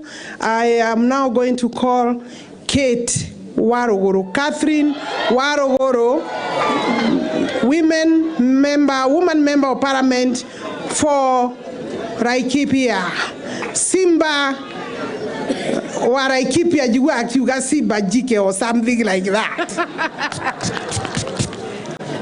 The family of the late dad, brother and uncle Reriani na maito urioratigirwo na twana twaku Mheshimiwa Rigathi Gachagua, who is now the second deputy president under the new constitution. Kanisa, familia wote na zaidi Mama Margaret Karungaru na wasalimia nyote hamjambo. Mwadhani agosho muno. Mimi nitasema machache. Nimeleta sala zangu za rabirambi kwa familia ya Reriani na niseme today we have mixed feeling at this send off ya ndugu yetu. One, we are mourning, we have lost a brother. Na zaidi ya kwamba Mheshimiwa Rigathi Gachagua, Mungu amemuonekania. Mungu amebariki hii nyumba, amebariki Herega, amebariki Mathira, amebariki Mount Kenya na Kenya mzima, na kuona mtoto yenu vile aliteua Daudi na kutupatia deputy president wa kwanza chini ya Hustler Nation. I want to ask us, all of us, the church and the members of the public, tukubaliane tuko na kibarua. Totie torasidagete todo gusidagete ne muthenya uria Rigathi na Ruto makoya Biblia mehete mauge ai. And the beauty of I, these people ni mabikira katika hii biashara ya kusema ai. Ruto hajaijiapisha, Rigathi hajaijiapisha. Wale maactivists wawili ambao tuko nao katika ile mrengo ingine ni maactivists wameishi kwa barabara, wamejiapisha, wanaishi kukataa matokeo, na sisi tunataka kuuliza Wakenya ya kwamba ni wakati wetu ya kuconfirm at the ballot. Hao watu wanatuita sisi watu ya makelele, tunaishi kila wakati kwa rallies, lakini wanasema these are hired crowds, and we have a chance and an opportunity to prove and to present to Kenyans that we Hustler Nation, we do not only articulate issues affecting us, but we will be counted on that day kutokea kwa wingi, kupiga kura na kuhakikisha kura zetu zimehesabika, ndio tumfanye William Ruto rais wetu wa 5 wakiwa na Mheshimiwa Rigathi. Hau nega Mathira nimo kaumerado ito bora inyuothe pio arona ithe kole Laikipia tukaumera ithuothe to make sure ati ni twainokia Raila Odinga na Martha Karua tuwapatie sasa retirement ya ukweli. Ile kazi wamefanya imetosha na tunasema ni asanteni. God bless you. Very good. Ndirathie kurekia ajumbe magoka no ya ndwa yothe ni arata a Mheshimiwa Rigathi Gachagua. May I recognize as Women Rep Nyeri County sits down. I'm sorry, I will not even allow you to sit down, but may I recognize Anthony Mwaura, murata munene muno wa Rigathi. Anthony Rogama, please. Mwaura. Tony Mwaura is a very good friend. Muhorea irohe ajera when yaiganeire in the interest of time. The kwaria then twena Maria Waboi. Tafadhali Maria Rogama toko recognize netoewe murata wa musioyo kwena nominated Diraigua our deputy president of the Republic of Kenya William Samoei Ruto ako ndani ya nyumba. Ekuonyoka. Let us be upstanding. Na tumuhorere makofi thuothe. Let's give applaud of ya Mheshimiwa Naibu wa Rais.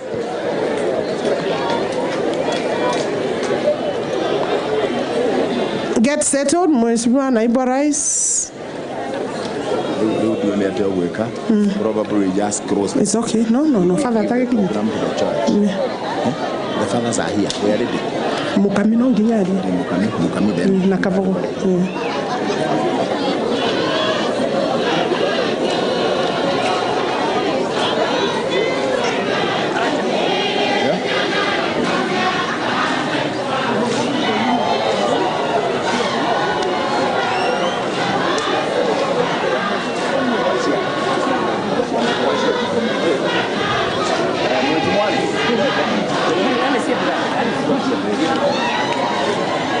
Yes, can we get seated?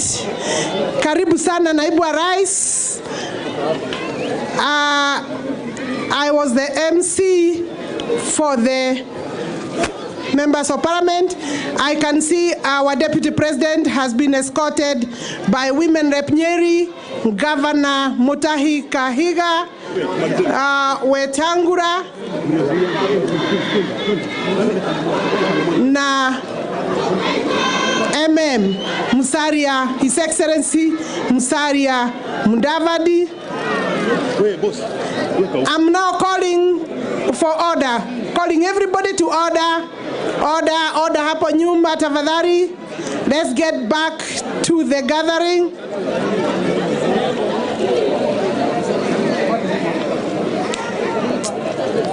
Hapo nyuma, let's proceed with the program. Hapo nyuma, proceed with the program.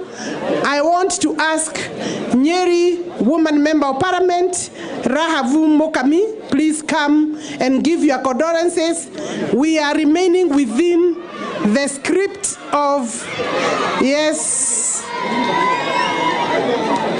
Natodo Nehe de Walker. We are remaining within the script of the Mamborezi because we are here for a funeral service. Yes, we are just done.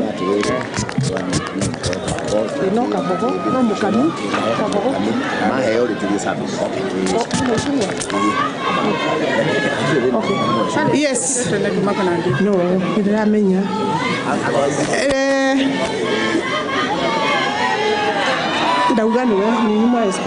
karibu. Asante sana, Your Excellency, all protocols observed. Adwanyere murega, mwathani agoshwo, Ngai nĩ mwega, na hĩndĩ ciothe. Asante sana, Your Excellency, na our incoming Deputy President Rigathi Gachagua. Ya kwanza nataka kushukuru Mungu kwa sababu Mungu ni kweli, tumetoka bari. Ningetaka kupeana rabirabi zangu kwa familia. Huyu brother ya Gachagua mwenye ameenda, ninamjua vizuri sana. Hata kuna wakati tulikuwa tunafanya fundraising kumhusu, lakini hatuwezi uliza Mungu swali. Ya pili, naibu wa rais, kama kuna heshima umetufanyia sisi watu wa Nyeri, mimi na mheshimiwa Rigathi, mnajua tumepigana vita kubwa sana. Lakini kama si hawa watu wa Nyeri, labda tugerudi nyuma. Lakini naibu wa rais, umetuonyesha wewe unaitwa kusema na kutenda. Kwanza kuna kitu moja ilikuwa inatuumiza roho sana wakati wenye mikutano ilikuwa inaletwa hapa Sagana. Mimi ninakumbuka kuna wakati mmoja tuliitwa hapa Sagana ya kwanza, na mimi kama mama county sikupewa nafasi hata ya kuongewa, nililetewa mama mwingine kutoka county ingine. Mheshimiwa Rigathi Gachagua Sagana iko hapa Mathira. Lakini hata yeye hakuna mtu alikuwa anataka kujua kama ako ama hayuko. Naibu wa rais, tumejua wewe unaitwa kusema na kutenda. Hapa Nyeri ndio kumekuwa na vita kubwa sana kuliko kaunti zingine zote hapa Nyeri, hapa Mount Kenya region. Kwa sababu si mnajua tumekuwa na azimio mingi sana. Mpaka mimi nikakuwa na deputy women rep. Kwa sababu kila wakati ni vita. Your Excellency, we don't take it for granted. We feel harbored and we are going to pray God. And I want to tell you, Nyeri County hata waongee, hata waseme nini, kula zote ni za William Samoei Ruto na deputy wake Rigathi Gachagua. Ebu munihakikishie hatutaangusha deputy president. Tutaangusha deputy president. Tutaangusha Rigathi Gachagua. Tumetoka mbali na tumeshukuru juu ya vile umetushikilia. Maito akaunti ni ageshajagio. Asanteni sana, Mungu awabariki, na kwa familia poreni sana. Asante.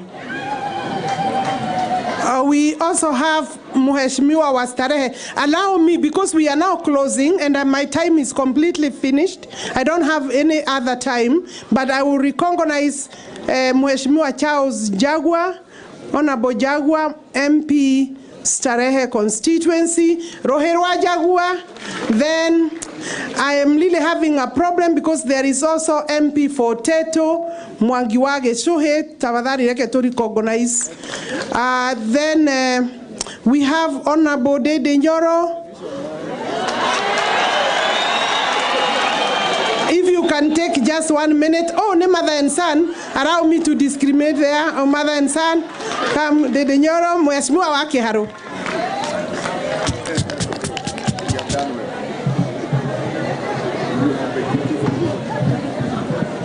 Thank you very much, Mheshimiwa Alice Wahome, familia ya Mheshimiwa Gachagua, yote the extended family, His Excellency the Deputy President and the 5th President of Kenya, William Samoei Ruto, our clergy, watu wa Mathira na Nyeri na waombolezaji wenzangu. Bwana asifiwe. Ngai nĩ mwega na hĩndĩ ciothe. Ya kwanza ni kuleta rabirabi zangu kwa familia ya Mheshimiwa Rigathi Gachagua ambaye ni rafiki yangu wa dhati sana. Poleni sana kwa kuachwa na your brother. And Your Excellency the Deputy President, hakuna kitu Mungu anafanya bila kupima. Kwa sababu sisi wote we belong to God. He is our creator and our destiny is on his hands. Wiki ambayo Mheshimiwa Rigathi Gachagua aliachwa na kaka yake ambaye ni the firstborn, because the one we are laying to rest is the firstborn son in this family. It is the same week that God saw it wise to elevate the lastborn again son of this family, God willing, to be the Deputy President of the Republic of Kenya. Mheshimiwa Rigathi Gachagua, mimi najua Mungu ako na nyinyi, aendelee kuwapea nguvu, na especially the nuclear family of the one that tumekuja kuzidikisha, na azidi kuwapea nguvu. Ya mwisho, Mheshimiwa Deputy President, Kiharu na Mathira we are actually the same. Hii bunge yetu hakuna rafiki ambaye ni wa karibu sana kwangu kama Rigathi Gachagua. Na vile Kenya Kwanza tulionelea ni vizuri Mheshimiwa Rigathi Gachagua asikirie kama running mate na akuwe Deputy President. I think other than him and Dr. Pastor Dorcas, pengine mtu ambaye alikuwa na furaha zaidi ni Dede Nyoro. We borrow a lot, both Mathira and Kiharu. Na mimi Rigathi akikua, mimi naona hata sisi wote tumekalia hiyo kiti.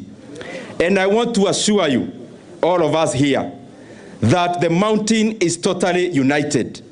The mountain is united around His Excellency the Deputy President, and also the incoming Deputy President, who is a firm leader, an intelligent leader, and I am sure the mountain is safe with Dr. William Ruto and Mheshimiwa Rigathi Gachagua.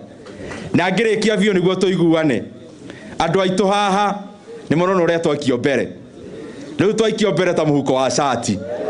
Rĩu na ithuothe no nginya tũrute magũrũ ngunia. Twambĩrĩirie Nyeri gũthiĩ Mũrang'a na kĩrĩma gĩothe.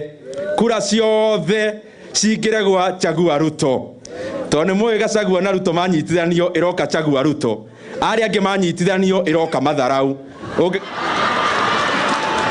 Ona yo ngĩũrio thure Matharau no thure Gachagua'S Ruto ngĩthiĩ ha.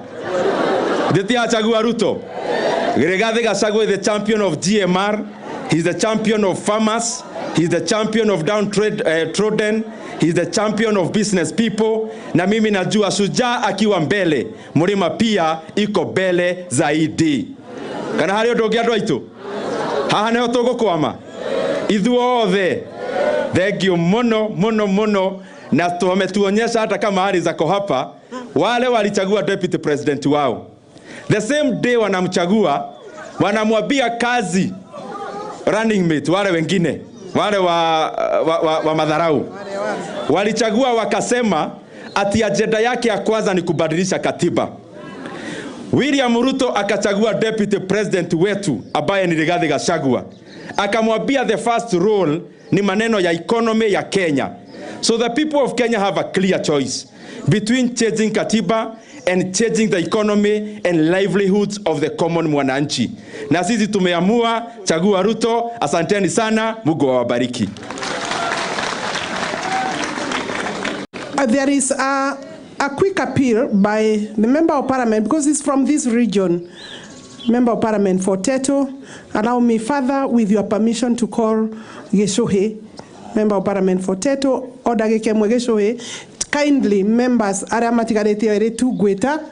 agree it's only 1 minute and no more. We've talked a lot about, more than 20 members of Parliament have talked your issues. Asante sana Mheshimiwa Naibu wa Rais, Dr. William Ruto, our incoming Deputy Governor, Deputy President, Honorable Rigathi Gachagua, na familia yake, familia ya marehemu James ambaye amelazwa hapa. Leo tungetaka kusema pole sana kwa familia ya marehemu James. Nakumbuka kuna wakati tulikuwa tumekutana huko Nairobi na kulikuwa na fundraising, na I want to thank our brother Honorable Rigathi Gachagua kwa sababu alionyesha upendo kwa ndugu yake na tukashikana wote, na sasa tunataka kusema pole kwa sababu ya yale yametendeka. Ya mwisho ningetaka kusema ya kwamba tuko na vita ambayo tunapigana, lakini farasi ni mmoja. Farasi tu ni Dr. William Samoei Ruto. Hakuna farasi wawili, farasi ni mmoja. Unakumbuka huyo mzee wa kitendawili alikuwa na principles. Mmoja ameketi hapa, tuko na Musalia Mudavadi, tuko na Weta, kuna Kalonzo. Jana mliona wote wamekosana. Yeye si mtu wa kuaminika. Mliona jana kuna watu walikuwa wanasema sijui atakuwa waziri wa hii.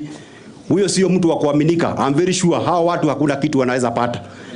The only sure bet that we have ni Dr. William Samoei Ruto na Rigathi Gachagua. Kwa hivyo nyinyi nyote nitawasihi ya kwamba tarehe 8 mwezi wa 8 zote tuchague Dr. William Samoei William Samoei nani? Na Rigathi. Asante sana, Mungu awabariki. Yeah, thank you. I want now to ask Kimani Ichung'wah. Kimani Ichung'wah. Kimani Ichung'wah.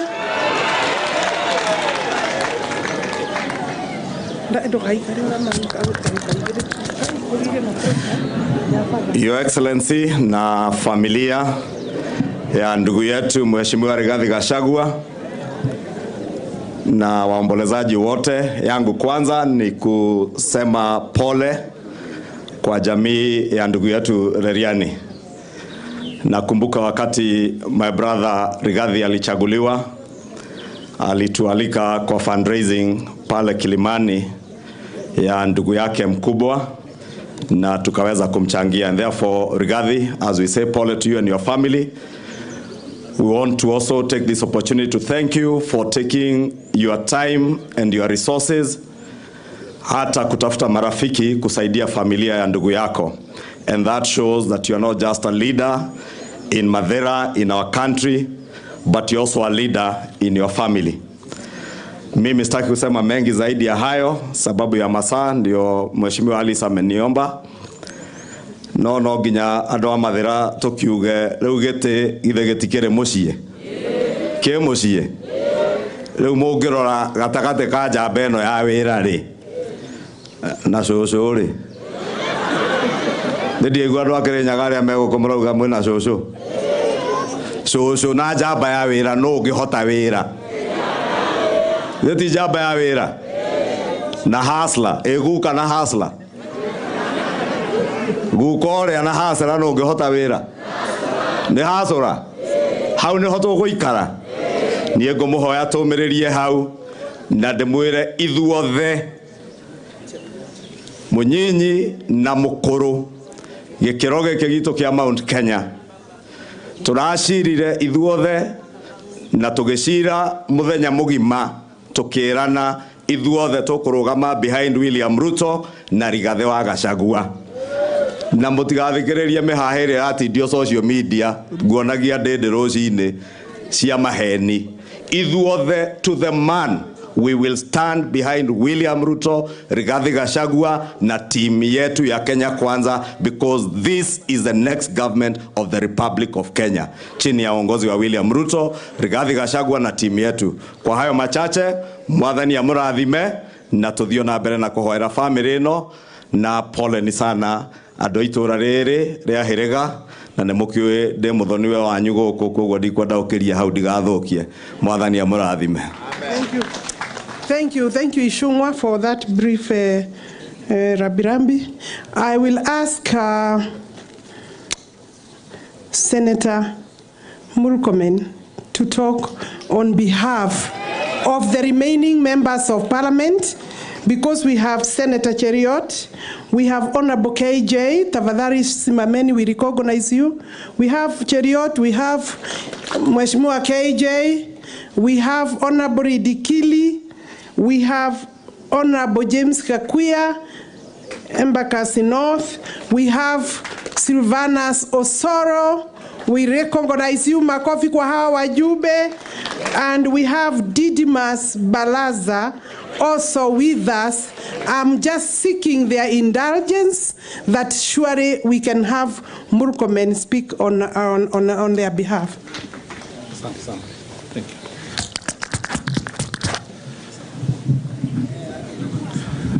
Your Excellency, the Deputy President of the Republic of Kenya, Mheshimiwa Rigathi Gachagua and the family of the Gachagua family, Your Excellency Musalia Mudavadi, Your Honorable Wetangula, the Governor of this county, Honorable Governors wenye wako hapa, Mudhomi na Kabogo, na viongozi wote wenye wako hapa, waombolezaji wote. Mimi jeta kwa Kipchumba wa Murkomen, Muturi wa Wanjiro, Mudhoni wa Wanyita. Nilitaka niseme moa zaidi lakini sitaki naibu wa rais asipate sisi watu wa Nyeri mambo yetu.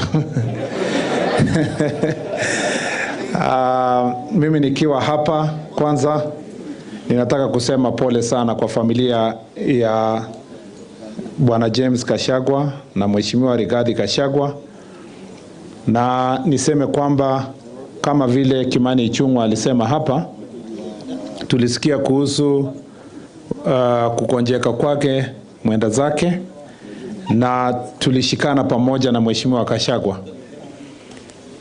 Mheshimiwa Gachagua amekuwa rafiki yetu sana. Mnajua Rigathi hakuna mtu ajui kwa Kenya mzima. Yeye amekuwa si mtu tu anapigania taifa, lakini mpenda familia. Tumejua ndugu yake kupitia kwake. Na Biblia inasema ile uzuri tunafanya lazima ianze kwanza kwa familia.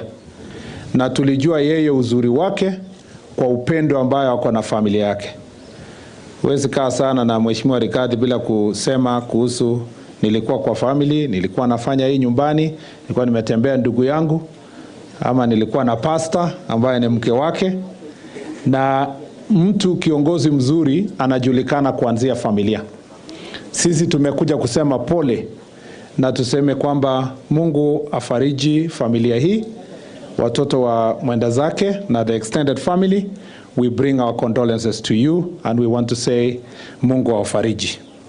Ya pili, mimi nataka kushukuru naibu wa rais kwa uamuzi aliofanya wiki hii kwa kumchagua Mheshimiwa Rigathi Gachagua akuwe mgombea mwenza katika uchaguzi huu.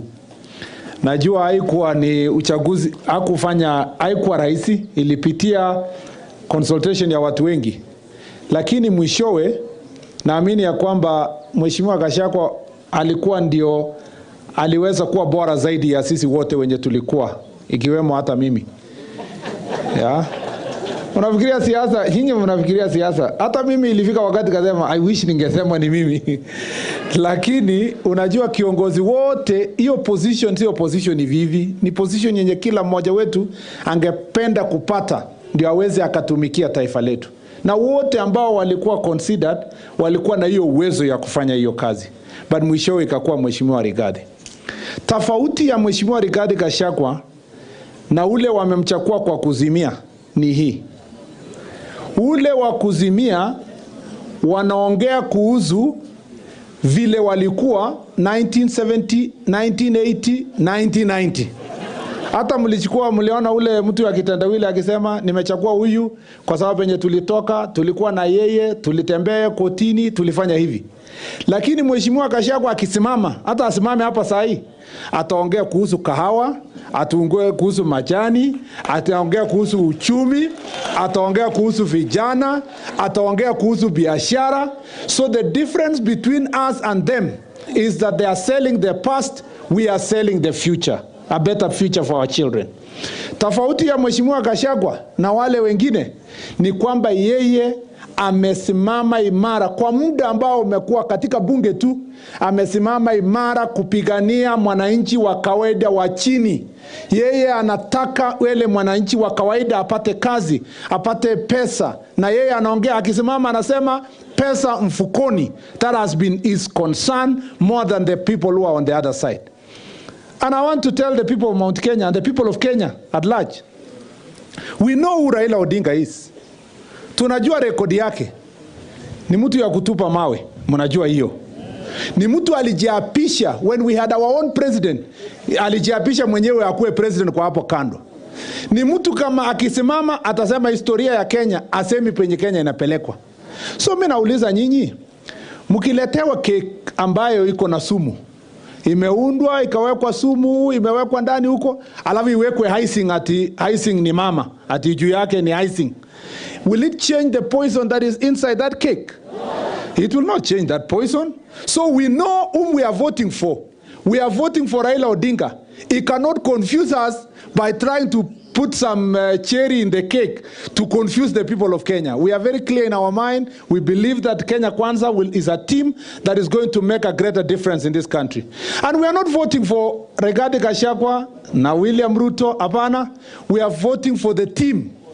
Timu yetu iko na William Ruto, iko na Rigathi Gachagua, iko na Musalia Mudavadi, iko na Weta, iko na governor wa hapa Kahiga, na wengine wote wenye wako katika taifa letu. We are the team of the future, the team of change, the team of institution. Asanteni sana na Mungu awafariji. Thank you. I may just allow the Speaker of the County Assembly, because he had not had an opportunity to give his condolences. Speaker, but just I don't have any other time. Father is starting to get a bit worried with the time. Yeah. Thank you very much, Your Excellency, the Deputy President, William Samoei Ruto, our incoming Deputy President, His Excellency Rigathi Gachagua, the family of our departed dad, our governor, other principals who are here with us. I want to take this opportunity to condole with the family of our Honorable Rigathi Gachagua and the other family members who have lost a dad, husband, a father, an uncle. Na dreda kuga Mheshimiwa Rigathi riria kwari na thina wa mzee ali murwaru nĩ watwarĩirie nĩgetha tũkorwo tũkĩnyitana moko ta andũ a Nyeri na ithuĩ ta county assembly nĩ tũmirio gũkũ tũgĩũka nginyagia Nairobi na tũkĩhota kũnyitanĩra hamwe na family na tũkĩnyitĩrĩra harĩa twahotire nĩgetha the dad to these children, the husband to our mom here, nĩgetha akorwo akĩona matibabu marĩa magĩrĩire kwa ihinda rĩrĩa rĩagĩrĩire. And we did that with a lot of love. And today we also come here again with a lot of love. Nĩgetha tũcakae hamwe na family na tũmwĩre poleni sana. Andũ aya othe tũkĩte haha, tũkĩte nĩgetha tũmũhe kĩande gĩa kũrĩrĩra. And as I sit down, Your Excellency, the Deputy President, tumefurahi sana kama watu wa Nyeri kwa sababu na pia watu wa mlima kwa sababu ya kumkumbuka Rigathi Gachagua aweze kufanya kazi nawe. Na sisi tunataka kusema na nikiongea hapa kama Kagushia, Your Excellency, uyu niwe Kagushia uri oraigua uri kuria Nairobi aragushia Mũkũrũ-inĩ na Kagushia. And nataka kuambia ya kwamba uko na foot soldiers.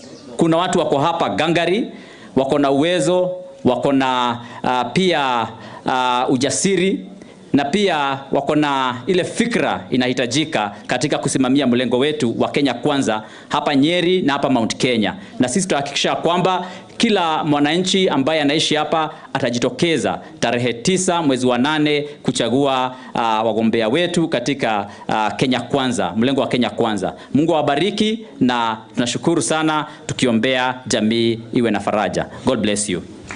Thank you very much. May I recognize Mheshimiwa Jane Kihara, Honorable Jane Kihara, Member of Parliament for Naivasha.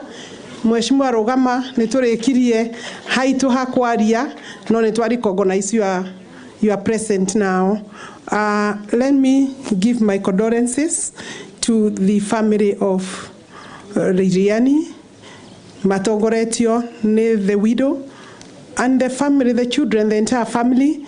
Mheshimiwa Rigathi Gachagua, rafiki yangu na mudhoniwa, because my daughter is married in this region just down the road, and say that it's hard, but you know, blessings come in a very different way, because in another way you have been uplifted in a very big way by being named as the running mate. So take heart, the entire family, as you bury your loved one.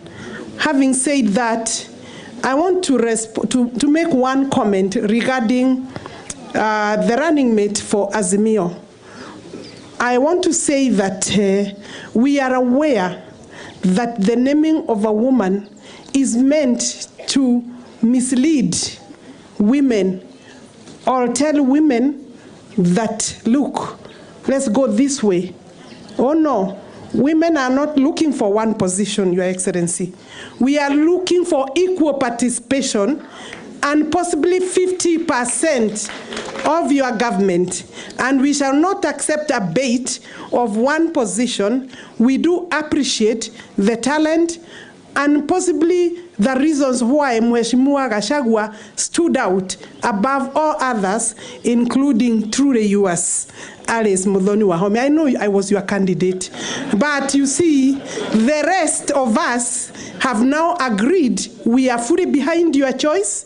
We have a good, able pair of hands in Honorable Rigathi Gachagua. Even if we gave Gachagua to Raila Azimio, we will not, as a region, vote in that direction. So it doesn't change. The choice of a woman will not change Mount Kenya region, because we know the presidency we are giving to William Samoei Ruto, and our votes are assured in that direction, and therefore Kenyans must know that sisi hatutabadilika, tuko hapo. Your Excellency, tuko hapo. Hatupangwingwi niguo ndiraigua kuria thutha. Hatupangwingwi, mujue sasa tuko karibu kuingia kanisa. Father John, thank you very much for your patience. Thank you very much for the honor for me to lead in that particular session. I want to call Governor Kavogo. He had not spoken, Your Excellency. Once he does that, Father has allowed me that he can call Governor Mudhomi and then or give it to our governor for Nyeri County to call his friend and co-governor and Governor Reriani on 22nd August 1944 at Herega Village, Mathira West Sub-County, Nyeri County. He was brother to Lea Wagare Muriuki, Johnson Kevara, Peterson Washira, Eunice Nyagari, Jackson Reriani, the late His Excellency Governor Nderi Gachagua, and the late Frederick Washira, Dr. Wagare Wacharia, Dr. Gachagua'S Simons, Reriani Wamoyo, Washira, Hon Rigathi Gachagua, and leader Muthoni Gatia. His education. He began his education at Ruare Primary School, then went to Gorano Primary School, Kairaine Primary School, where he was baptized, and finally completing his primary education at Kabiroine School, where he passed his exams and was admitted to Thompson Falls Brothers Academy. After completing his secondary education, he gained admission to the University of Texas at El Paso, USA, to pursue a degree in telecommunication engineering. Marriage. After completing his education in the United States, he came back to Kenya and married Francisca Waboi Macharia on 10th December 1983 at the Holy Family Basilica. His marriage was blessed with the following children: Beth Mombi, Lydia Nyagodie, Martin Gachagua, Jennifer Angari, and Andrew Macharia. He has been blessed with 5 grandchildren: Melody Waboi, Tera Forbes, Liam Reriani, Lauren Forbes, and Mwazime Gachagua. Career and work. Upon completing his university education, he began his career at the Kenya Post and Communications Corporation, where he rose to become a sectional engineer. After duty service, he applied for retirement in order to venture into private business. He began Merge Enterprises Limited with his brother, the late His Excellency Governor Rigathi Gachagua, at a communications contractor that was very successful and gave rise to other businesses such as Meeting Point Cave on Moy Avenue, Jeffran Cave at KBS bus station, a communication bureau on Loiter Street, among others. Contributing to society, James was very actively involved in various philanthropic works. Among them, he was the chairman of various committees that constructed churches, among them Kaheraine Catholic Church, Herega Catholic Church, Kabiroine Multi-Purpose Center, PCA Retreat, among others. He also served on the board of governors for the Gachagua'S Boys Secondary School in both roles as chairman and member. In a personal capacity, he assisted many children access education to the extent of even providing employment later on with the businesses. Later on, as a person with a disability, he championed for better welfare of PWD, and people with disability, and partners that catered for people with disabilities. Due to his concern for the well-being of the public, he sought to serve in higher capacity when he filed for the Mathira Member of Parliament seat in 2013. As the firstborn of the late National Gachagua'S family, he was the head and spokesman of the. He was loved by many and adored by his family, and he shall be sorely missed. Sickness. James had successfully managed diabetes, hypertension, and arthritis for many years. And in August 2015, he suffered a mild stroke. In 2019, the family organized a fundraising to cater for James' medical treatment in India, and the public, in appreciation of the many works he carried out for them, contributed overwhelmingly, surpassing the initially targeted budget. While undergoing treatment in India, James' mom, Mother Kerigo, passed away in January 2020. Because of the love for his mother and the family, he insisted on coming back for the burial of his mom. Unfortunately, before resuming his treatment back to India, COVID-19 broke out, and James was unable to go back to India for the final treatment.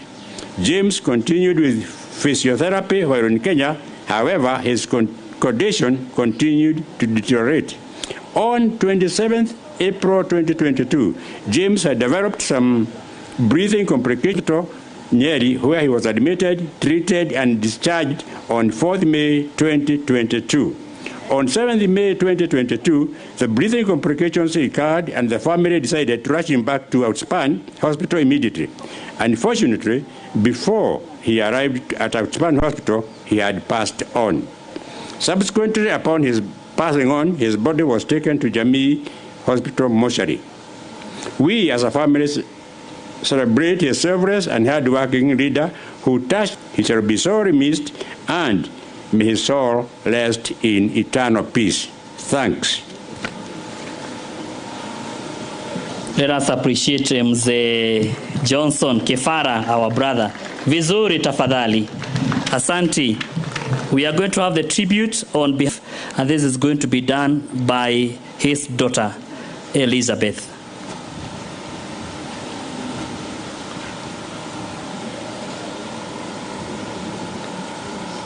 Tribute by Mama Francisca.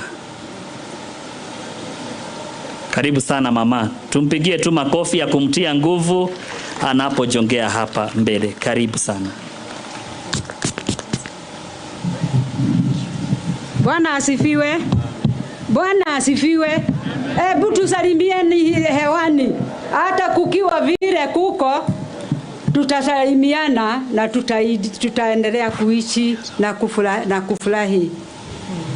Langu ni kidogo sana. Ni kusema yale imesemwa, yale imeandikwa, ni vile James alikuwa.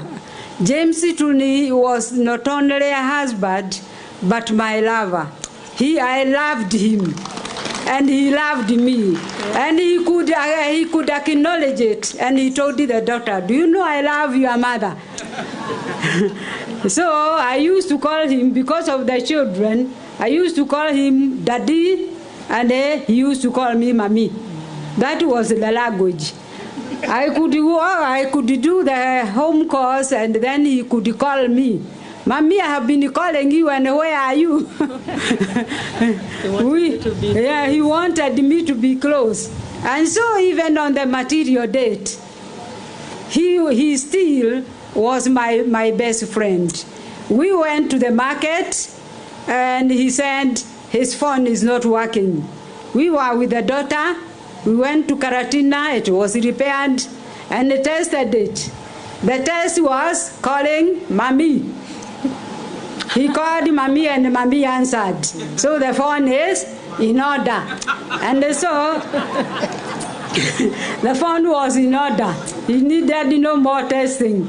So as he just took up the small, he told me, "I'm feeling thirsty. I need the small soda." I bought the small soda. And then we went to the market. I bought all I wanted. He was in the vehicle. But that day, God knew what he was to do that day.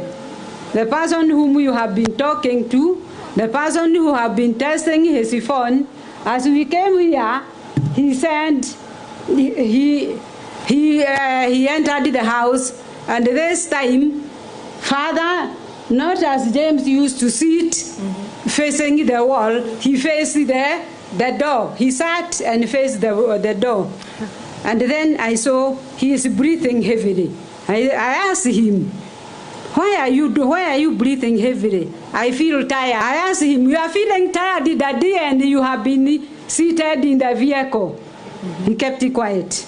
And then eventually I said, "You are going to bed." We took him to bed, and I made him lie.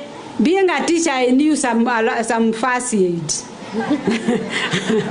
Congratulations, Mom. I made him lie on the side to give the heart a lesser play. And then he slept on the back. I saw he was still breathing heavily, and the daughter was there. By this time, Elizabeth started crying. And she started crying. I asked her, why are you crying? And I told Daddy, we are taking you to the hospital. He said, no. That was the last one. No. That was that. And then, no more talking, no more screaming, no more yelling, no yelling. And the man slept the way you saw him sleeping calmly. So by the time we went to the hospital, when the doctor said, no, he is gone, the doctor could not believe. He could say that I could hear the person around the neck and the stomach is warm. But the doctor said, no, it is like that. Thank you, Brother Rigathi. Thank you for the support that time. And I thank God because I was not screaming. When he said it is, he said, no, I said, it is well. It is, God gave me the strength. It's as if it is well with my soul, it is well.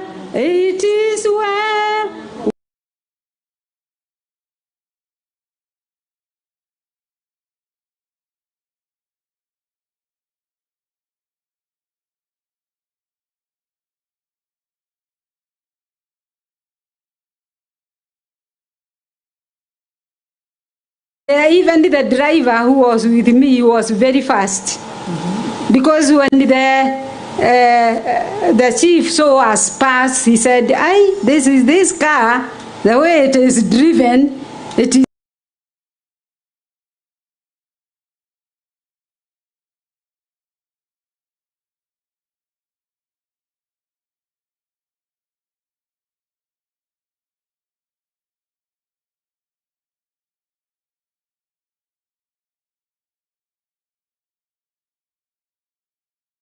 in some churches he had to carry me with him.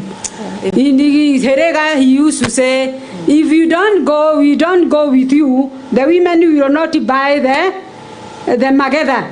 So we have to go. So we have to leave Nairobi and all those journeys. I thank God because he served the living God. And he was such a loving husband, such a loving father, that my children cannot say a day they were pinched or beaten by the father. It is me who was doing the business. He could tell me, Mommy, this one did this Mommy did. Can't you punish him, pinch him? He would, but for him, he will not touch. He will not touch any of them. He was a lover. And he had special love for kids. Special love. I was asking him, were you born alone? That you love children?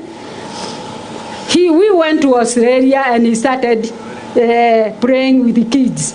Then the mothers looked at him. Yeah, strangely. Then the daughter told him that here in Australia, it's not like that. They would think that you are playing with the children.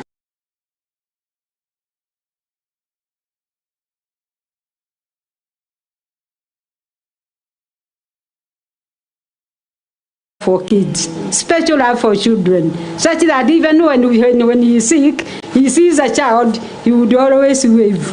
That love has been there, and I would say he was a lover. He loved his family, he loved his relatives, and he is a lover even to other people. He had special love. So I would say, may God rest his soul in eternal peace. Thank you.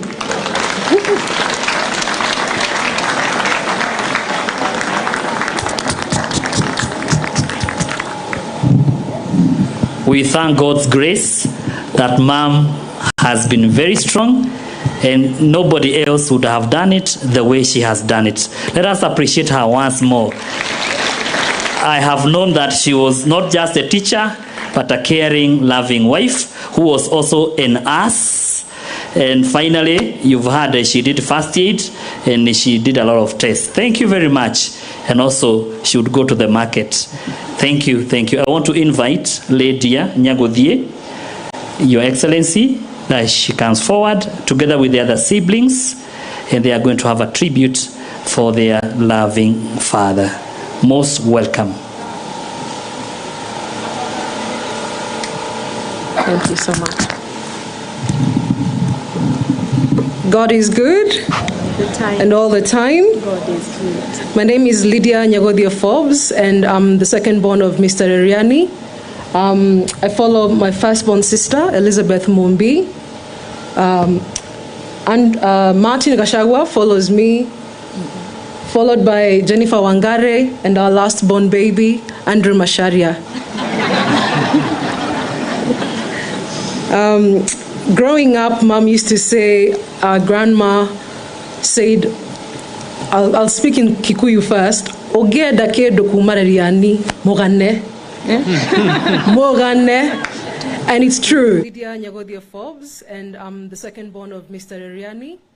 I follow my firstborn sister, Elizabeth Mumbi.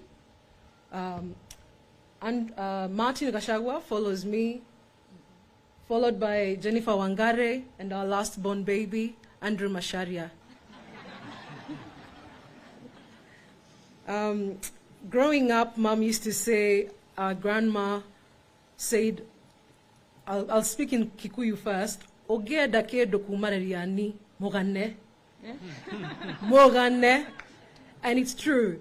You know, if you wanted anything from Reriani, you would speak highly of him.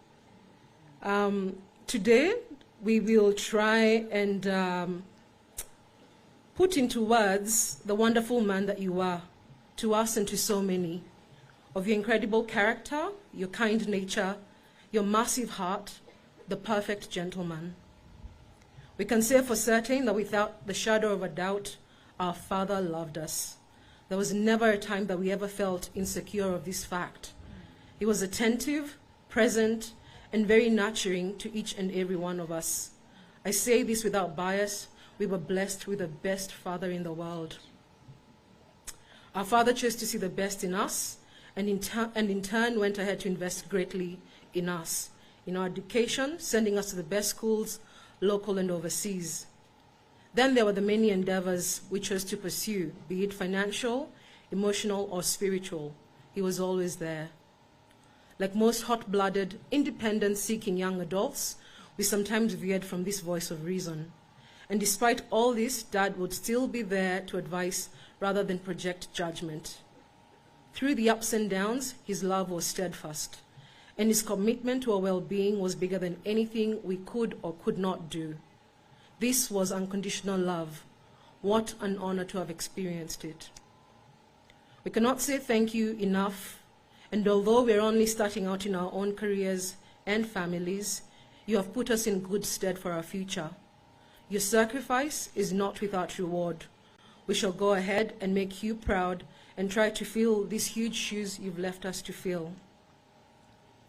This last few days, through the numerous stories we've heard, we found out that you are not just a father to the 5 of us. You are father to many. So many of you told us how Dad paid for your way through school, or how he helped you get a higher education, gave you your first job, or supported your first business. How our hearts have grown to find that we're surrounded by so many brothers and sisters, all of us brought together by the common bond of a man who truly saw the best in all of us, with great love and kindness. I thank each and every one of you for sharing your stories, and may our Dad's memory shine through your own lives and through your own legacies. Dad was blessed to have his love reciprocated by his wonderful wife, our mother, God's gift to Dad. She has stood by him through good times and the most recent hard ones. So many of you have said that you've never seen a love like this. They were always together, and the warmth of their love and friendship was truly inspiring.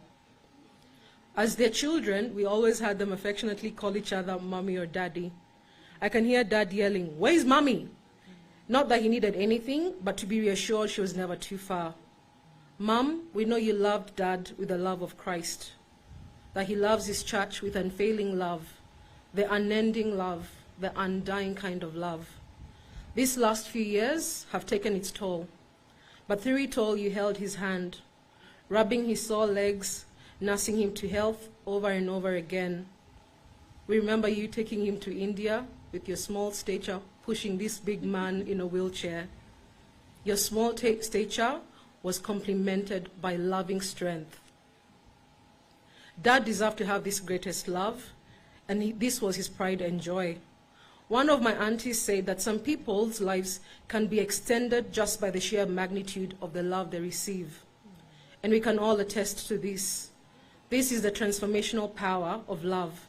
And even in his last moments, Mom was by his side, gently patting him, comforting him that it was well. Mom, we can't say thank you enough for all that you've done for our dad. You are such a great example of what a healthy, happy marriage looks like. Your commitment to our father is something that we shall aspire with our loved ones.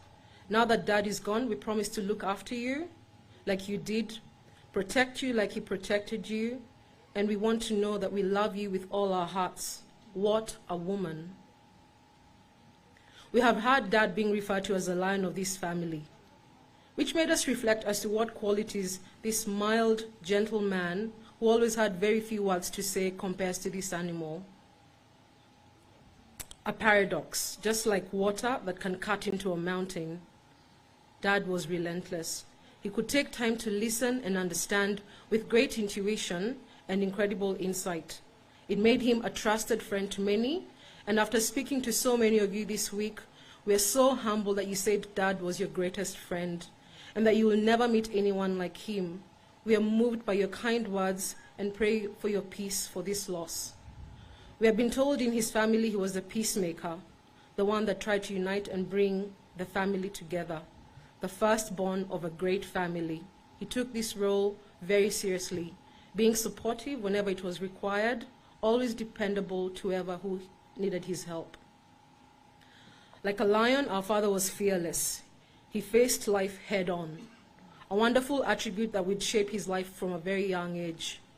Dad told us of a story when he was 6, during the state of emergency, how he left his mom and siblings for the safety of a nearby town. I wonder what would have gone through this young boy's mind. And maybe just to be brave, we have to face these things to be so. This would later translate to taking risks. Like when he decided to take early retirement at 45, his friends thought he was crazy. A relatively good job, a secure employer, why rock the boat? But he was a man of focus, and when he started a company with Rigathi, our uncle, Honorable Ruto Gachagua'S, the business was a success. The risk had paid off. And I remember him mentioning that in 1 year of that business, he earned what he would have earned for the rest of his working life. What courage, how inspiring. Not all risks paid off. When life came with the curveballs, as it sometimes does, his fearlessness turned into faith, and this was his power. They say adversity can bring out the true essence of a man, and this we saw in our dad time after time. When Dad suffered a stroke a few years ago, this relentless fight, coupled by your numerous prayers, kicked in again, and he'd go ahead to recover and go about resuming his active, busy life. It's so telling of how he chose to live his life. It said, it's the set of the sails and not the direction of the wind that determines which way we will go. Even when the wind was strong and against him, he chose to set sail through choosing the right perspective. Maybe that's how he managed to fight so long. God was merciful to grant you these years where you fulfilled your life's work. When Dad got sick recently, we all knew it was nothing too serious. He had had some health concerns, but seemed to manage to bounce back time and time again. After all, he had suffered a stroke and survived. But about 2 months ago, he went to hospital with a case of pneumonia. He was treated and he came home. So when he fell ill a few weeks ago, we didn't think it was going to end the way it went. He had been discharged and been home for a few days. Okay. As a family, we have found comfort in a dream that my sister had a few days before his passing. She dreamt that he had built an incredible house, the most beautiful house she had ever seen.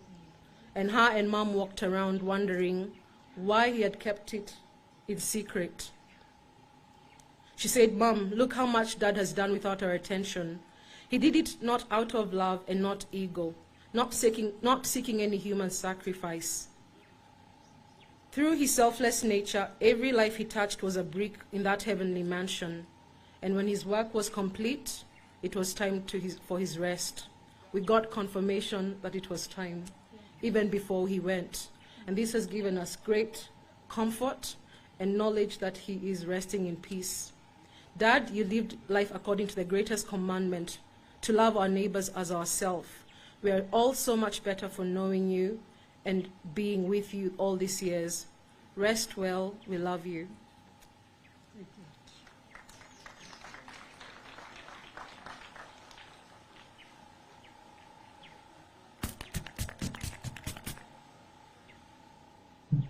Thank you very much, Beth, Lydia, Martin, Jennifer, and Andrew, for such a beautiful tribute to your father. Once again, we appreciate them.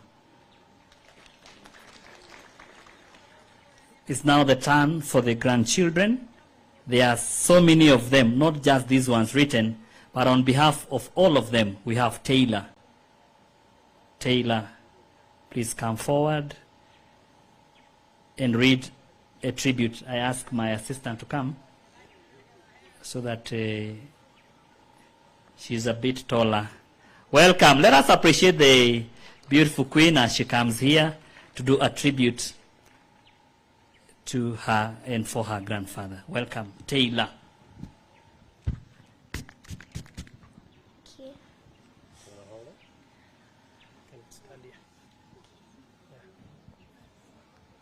Hello, I'm Taylor Forbes, daughter of John and Lydia, who is the second daughter of James Reriani. I am speaking on the behalf of myself and my sister, Lauren Forbes. This time when we arrived at Nairobi airport, it was different. We would normally be greeted by Guka. This time he wasn't there to meet us. He was missing. He loved to take us to the cafe at the airport while we waited for my dad to negotiate with the rental car man. Kuka loved to call our names. He was always calling Taylor, Lauren, and asking how we were. We had lots of happy times with him.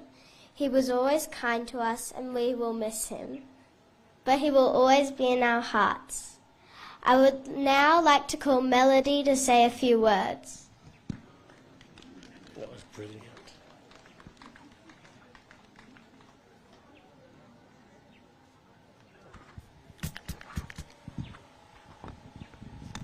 Appreciate her very well. Please, please, please. She has done a very good job. Thank you. Okay.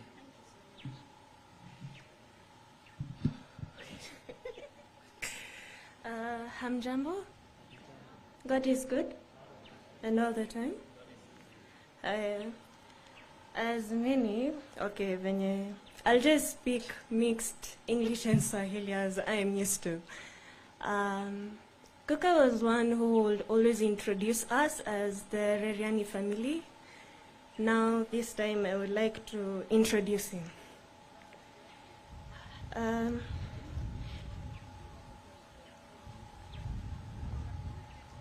Today, I have the honor of reintroducing you all to James Reriani Gachagua, as we may all call him Guka.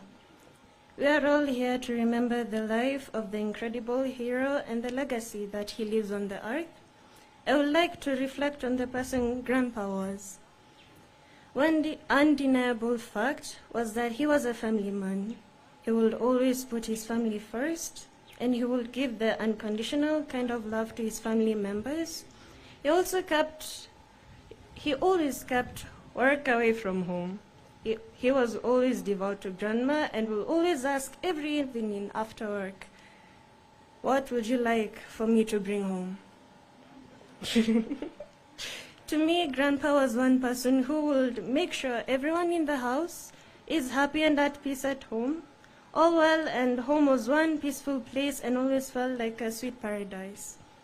He really enjoyed celebrations and always loved celebrating birthdays of his loved ones, his inclusive and festive holidays.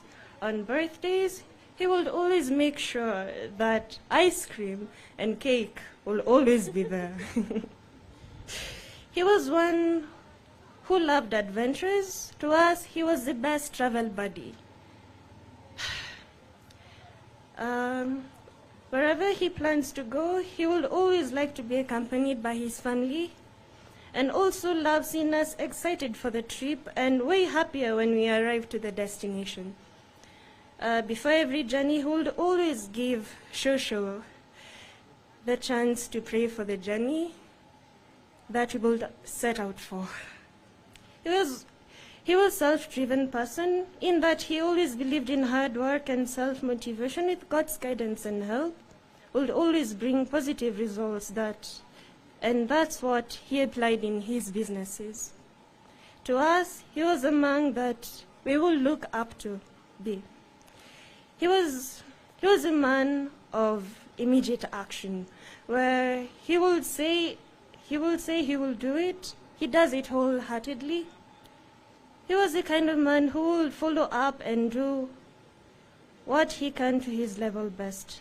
He was the one who would hold one's hand even when the times were rough. He was always there. So in concluding our memory on the life of Guka, I believe our Guka, Mr. James Reriani Gachagua, was one of the best people you may ever had the honor to meet him, a man that greatly impacted in everyone's life in the most positive way. He made sure his family members and those that were around him have the same principles as his. For sure, we are one of the luckiest to be blessed with a grandpa like him that was like a father, best consultant, mentor, cheerleader, dearest friend, and so much more. He will always be forever in our hearts. He will always be our most amazing grandfather ever, and we loved you so much, and we will always love you, Aguka. Thank you so much for working with us this far and knowing you always had our back. And also, I would like to thank Shosho for also being like a mom too, for being super supportive and being extra caring and being the best storyteller. Thank you so much, Shosho. Also, thank you to your children too, Mom, and the rest of your siblings. And I'll also say thank you as a family for always being there each time and being super supportive and caring and always being there for each other. Thank you so much.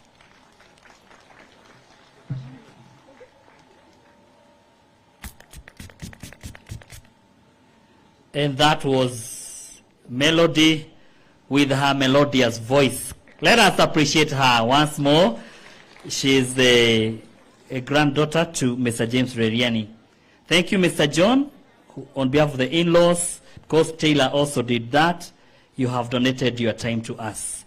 At this point, if His Grace would have been here, he would have helped us in this part.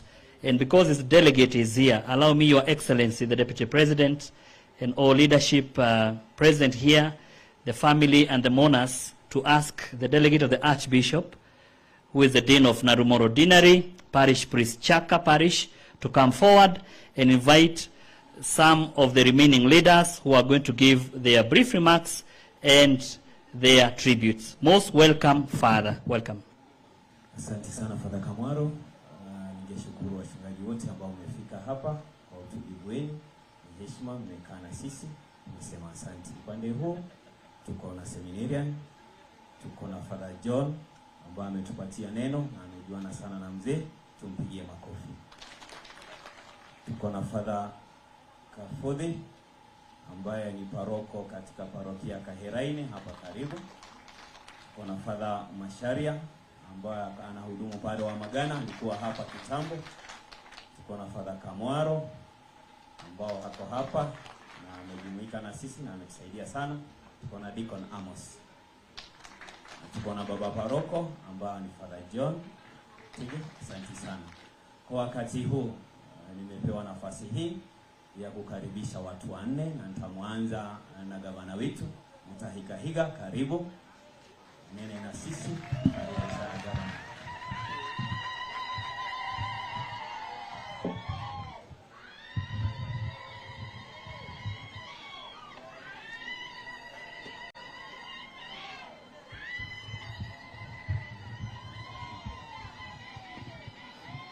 Asante sana Father Njigwa, Dean wa Narumoro na padre aliye kule Chaka. Maaskofu walio mahali hapa na watumishi wa Mungu, the Deputy President wetu Daktari William Samoei Ruto na rais wa 5 wa Jamhuri ya Kenya,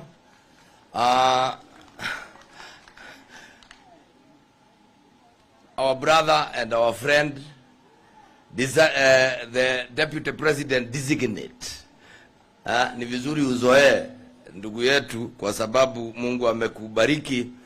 Rigathi Gachagua and the entire family, mom wetu Francisca na watoto wote walio mahali hapa, Pastor Dorcas, viongozi walio mahali hapa, tunaye Macharia ama the former Vice President Wycliffe Musalia Mudavadi, mtu wa mundu Weta, governors walio mahali hapa. Ninajua Governor Waitito yuko mahali. Governor Waitito, wherever you are, asante sana.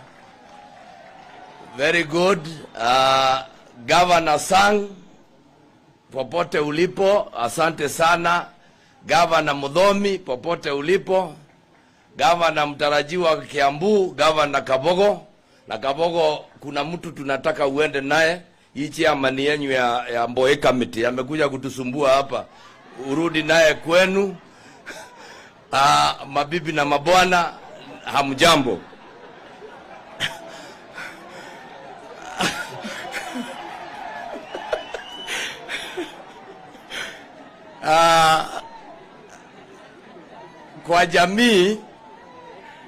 Kwa jamii ya baba wetu na ndugu wetu Mzee Reriani, siku ya leo nimekuja kwa niaba yangu, kwa jamii yangu, kwa niaba ya jamii na kwa niaba ya watu wote wa Nyeri, kuja kuleta rambirambi zetu, hasa kwa kiongozi huyu ambaye ndiye alikuwa mstari wa mbele wa kuleta maendeleo katika kaunti hii.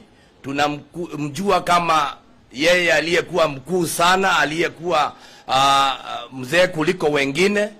And when we look at the life of James Reriani, we can see that he has mentored even a deputy president in this country, because we now have our brother here.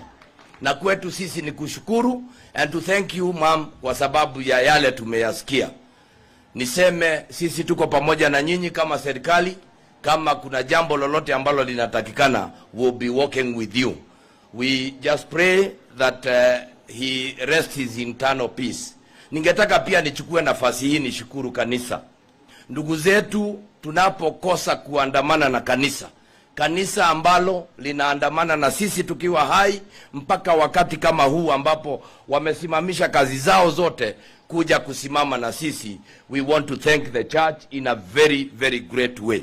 Thank you so very much. I do not want to speak a lot, but niruhusuni kwa niaba ya watu wa Nyeri, kwa niaba ya county hii, kwa niaba ya Mount Kenya region, nichukue nafasi hii nimshukuru Daktari William Samoei Ruto kwa sababu ya yale tuliyaona juzi, na akamteua mmoja wetu awe atamshikilia.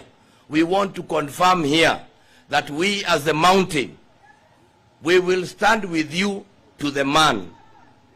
And nobody should tell you anything else except the fact that in Nyeri alone, we shall have 500,000 votes that will go into the basket of William Samoei Ruto. To our brother Rigathi Gachagua, tunataka kukuambia sisi tumekuruhusu uondoke Nyeri, Nyeri tumeshikilia. We will continue to fight until we get this position. Your Excellency, I also want to take this opportunity to thank you, because out of the very many people you could have selected, you also mentioned my name. And you said that I should lead your campaigns here. Mimi nitajitolea muhanga, and we will make sure that we fight to the last man. Having said this, ladies and gentlemen, we must not forget that there is a battle before us. Na vita vilivyoko mbele yetu sio vita rahisi, ni vita vinaongozwa na mtu ambaye hujiapisha, ni mtu ambaye hufanya mambo ambayo serikali za Kenya hatujui kwa nini hazimshiki na zikampeleka makotini, kwa sababu he does not follow protocol. We saw yesterday, tuliona hata watu wamepewa kazi nyingi. Tulikuwa nafikiria sisi ambao tulikuwa wa Jubilee angetukumbuka, hakutukumbuka, na haya mambo yakaharibika namna hiyo. Ours is to just say, Deputy President, we recall you are here about 3 weeks ago, ukija kutusaidia tukiwa na ndugu yetu Ichung'wa. The other day you came to Othaya just to wipe our tears after we came to bury His Excellency, the third president of this nation, and we really appreciate you. Here we say, dogo ne makinya. Dogo neke? Aduanyere dogo neke? Wegore huona ke? Na tutiri odoge togiuga. Gaya kurathime na agweke wega. Thank you, Father Njigua. Asante sana, tumpigie gavana wetu makofi. Asante sana. Sasa ningemkaribisha Mheshimiwa Wetangula. Karibu sana. Karibu, tumpigie makofi. Karibu sana.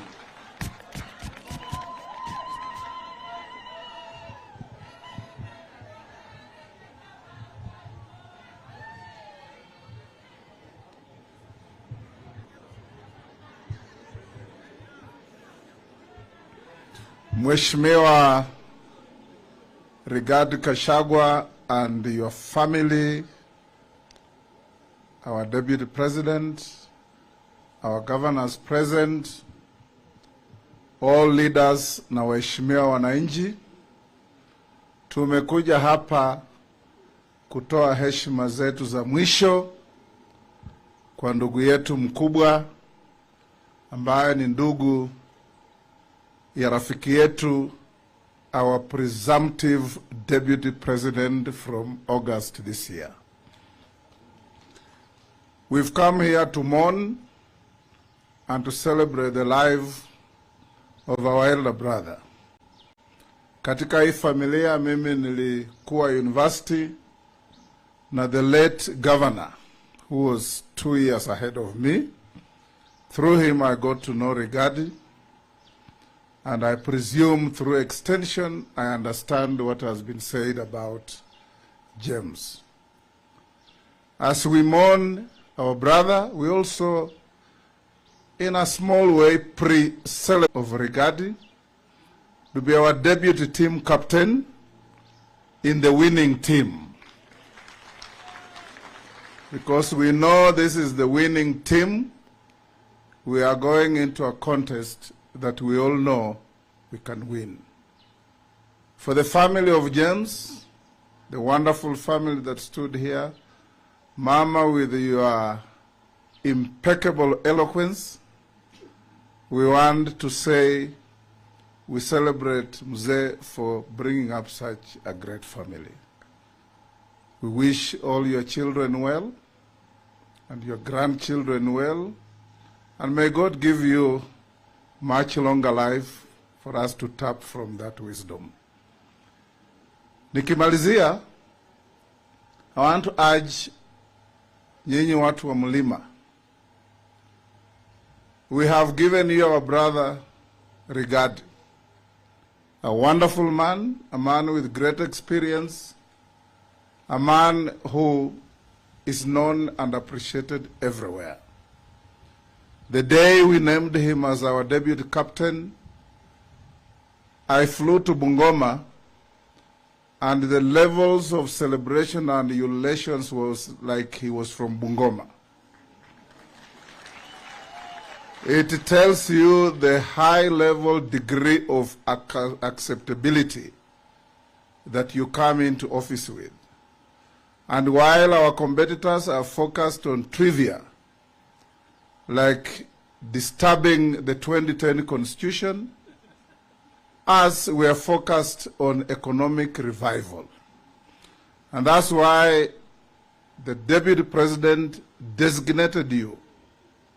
And from now on, we don't want just to hear you talking about the crops in the mountain, talk about the sugar belt, talk about Bixa, talk about everything around the country, so that we know that you are going to be the effective deputy. And our Deputy President, William Ruto, don't be distracted, because we are competing with people who are hostages of the vestiges of history. Us, we are focusing the future. And the future is bright, is visible, and we can see Kenya reinventing itself. Those who are hostages of history will never move. We are competing with a man who has committed treason twice. Once he was charged, once he was not. In 1982, you know, our competitor was one of those who committed treason and overthrew Mzee for a couple of hours. Later on, he committed treason by swearing in himself as an illegal president of the Republic of Kenya. So we know, sisi ni waja Mungu, ni wa kutii sheria. So let's move, and again, don't be distracted, as the Bible tells us. When Moses was in the mountains bringing the 10 Commandments, Aaron, his brother, erected an idol to worship. We shall not worship any idols. We shall look to the true God, and leaders are anointed by God. So may James' soul rest in eternal peace. And James, when you get there, meet Mzee Kibaki and tell him that Kenya Kwanza is recreating another Kibaki from Nyeri. Thank you, and may God bless you. Musalia Mudavadi kuja peana risala yake ya rambirambi. Karibu, tupigie makofi.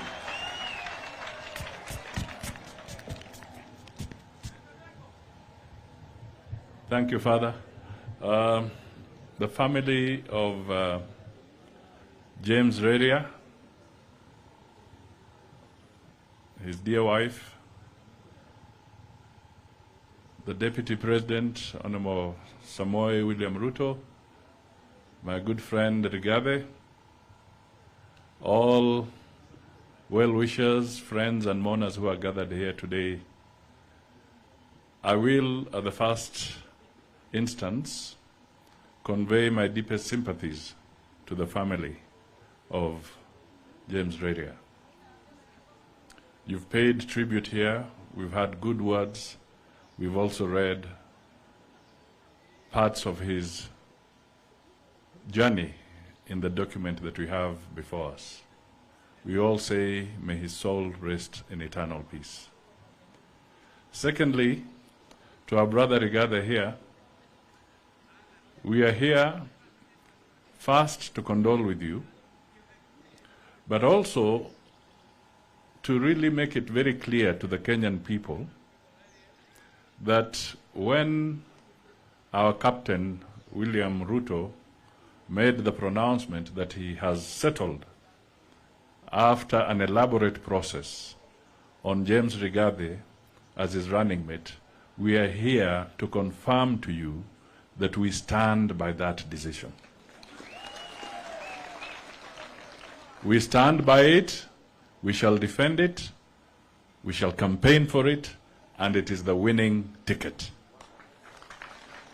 So let there be no doubt whatsoever that there is anything different.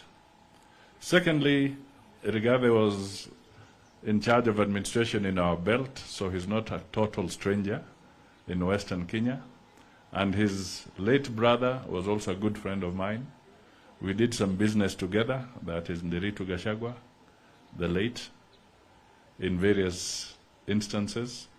He was a shrewd businessman and also a shrewd politician, and I can see his brother is following on in those footsteps. Now, I want to convey one message to you, the people of this region. You have been put to test. Not too long ago, or at least some years back, you are put to tests between Mathira and Kibaki. Subsequently, you also had a test between Kibaki and Uhuru.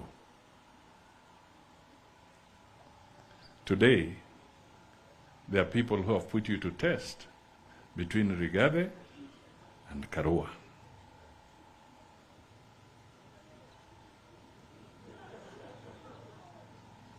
True or false?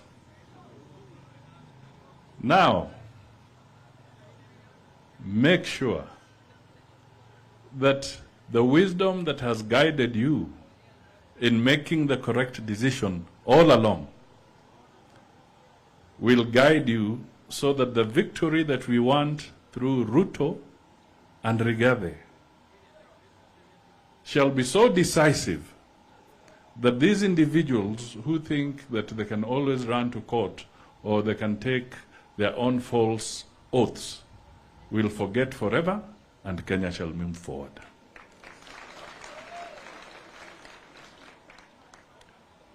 We want a solid team.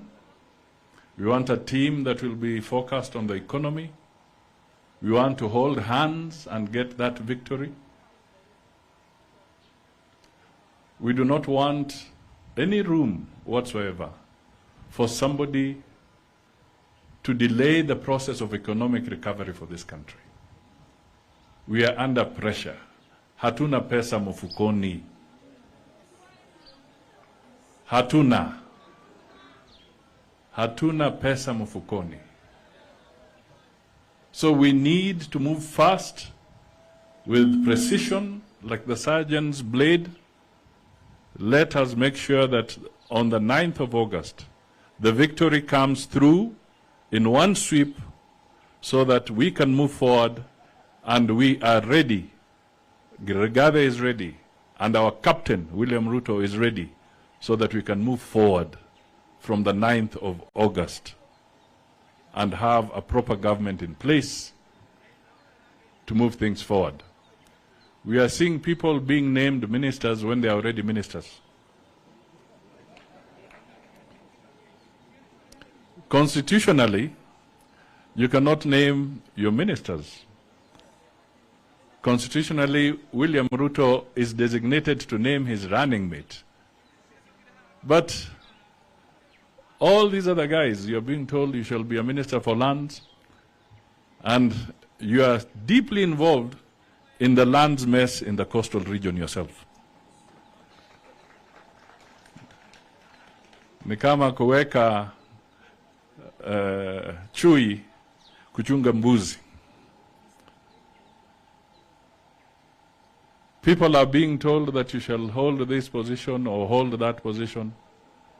But you will note with a lot of precision that the Kenya Kwanza Coalition document talks of parties nominating individuals who shall be considered for those posts. It does not go to the point of saying it shall be so and so. My friend, Kenya Kwanza kuna watu bana. Kuna watu. So we are very clear that we want an organized government, a government that will follow the rule of law, respect the church, respect everybody, and make sure that the rights and the constitution is defended. Because after all, what constitution can you defend if people are hungry? At the end of the day, the strongest pillar to any constitution is an economy that works for all, young men and women who have jobs, people who can put food on their tables. They shall be the first and front line in the defense of a constitution for the people of Kenya. So let us support Kenya Kwanza. Let us stand here in memory of James, in memory of our friend Nderitu, to say that we are going to have the resolve and unity that will shake these people. The earthquake is real. It is real. Nego kanatigwo. Numuraigwa. Tutigane na ando aria. Tutigane na mahini ya ando aria. We nindakwera. Asante sana. God bless you. Pigie makofi Mheshimiwa Musalia Mudavadi. Asante sana. Sasa nataka kuchukua nafasi hii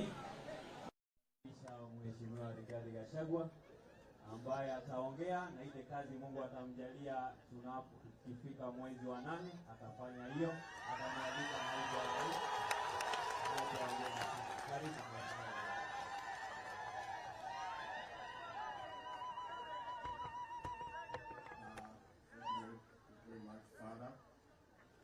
Father in charge of the parish, and our fathers, our friends, Your Excellency, the Deputy President, and God willing, the 5th President of the Republic of Kenya, our party leaders present, the Honorable Musalia Mudavadi and Senator Moses Wetangula, viongozi wenzangu, my sister Francisca Mrs. Reriani, your children, Beth, Lydia, Jennifer, Martin. I want to say, from the word go, that we are honored as a family, Father, for the respect you have accorded our late brother and this family. A mass conducted by 9 fathers is a clear demonstration the high esteem our church has held our late brother and his family. Fathers, I want to say thank you. I also want Father in charge to apologize that contrary to what me and you had agreed that will take 1 hour, my sister, my friend Alice Wahome, took 2.5 hours. And I take responsibility because Alice is my person. And I think Alice, I must excuse her because she must have weighed between antagonizing her fellow leaders and antagonizing the fathers whom she doesn't meet daily. I think she chose the option of not antagonizing her friends. Then she has left me with a problem. And she's a good lady. And I think because these leaders, when my late brother was very sick, Alice assisted me to coordinate these leaders to raise funds to take him to India, and therefore they came to bury him. And because they have worked with us in that journey, it was only fair that she gives them a chance to speak. So Father, munisamehe, mnajua mimi ninaheshimu kanisa sana na sitaki kukosa. Kama iko punishment mtanipatia nitakubali. Kwa roho safi. Your Excellency, the Deputy President, my late brother lying here was the head of the Gachagua family, which my late father bequeathed him before his death in 2014. And he has led us very well. He has put this family together. This family has been very united, courtesy of the wisdom of my late father. My late father, 25 years before his death, called us and distributed to us all the family property. And he was left with nothing and relocated to live with me in Nairobi.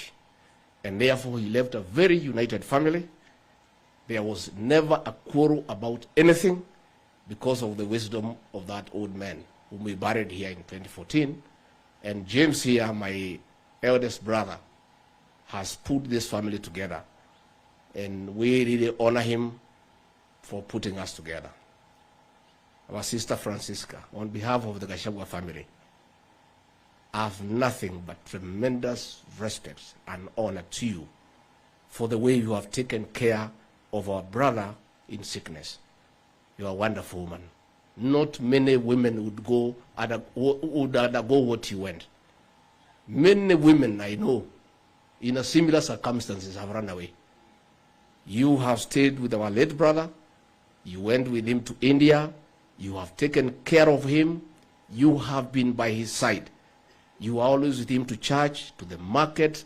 You have never left him even a single day. As our family, since you got married here, you have given this family nothing but honor. And I want to tell you from the bottom of my heart, we will love and cherish you for the rest of our lives because you have done a good job. My late brother was a good man. In 2013, he wanted to run for member of parliament. And Ruto Gachagua, the late, was running for governor. And these people of Mathira are very fair people. They said, no, that is being selfish as a family. One wants to be MP, another one wants to be governor. But he was adamant because he wanted to serve. He ran, Gachagua ran. And the people of Mathira made a decision. They decided that since Gachagua was going for a higher seat, they give the seat to Gachagua and James can wait. So Gachagua was elected governor, huyu mzee akaambiwa angoje kidogo. So in 2017, after the death of Gachagua, I came to see him. And I said, now that the people of Mathira told you to wait, and now Gachagua is gone, I think it's the time now we back you to member of parliament. And he said, no, I'm a little bit elderly, and you are here, you are young, you are vibrant. I think as a family, I now direct you as a family head. You are the one who ran. And he supported me, I ran, and I won. And I was very happy. So later on, I came to see him. He was very sick in Nairobi. And despite the fact that I was 22 years younger than him, he listened to me. And I told him, my brother, I can see the struggle you're having. Nairobi is an extremely difficult place. It's a difficult town. Everybody is difficult. In your state, I don't think it's good for you to stay here. He didn't want to live in Nairobi.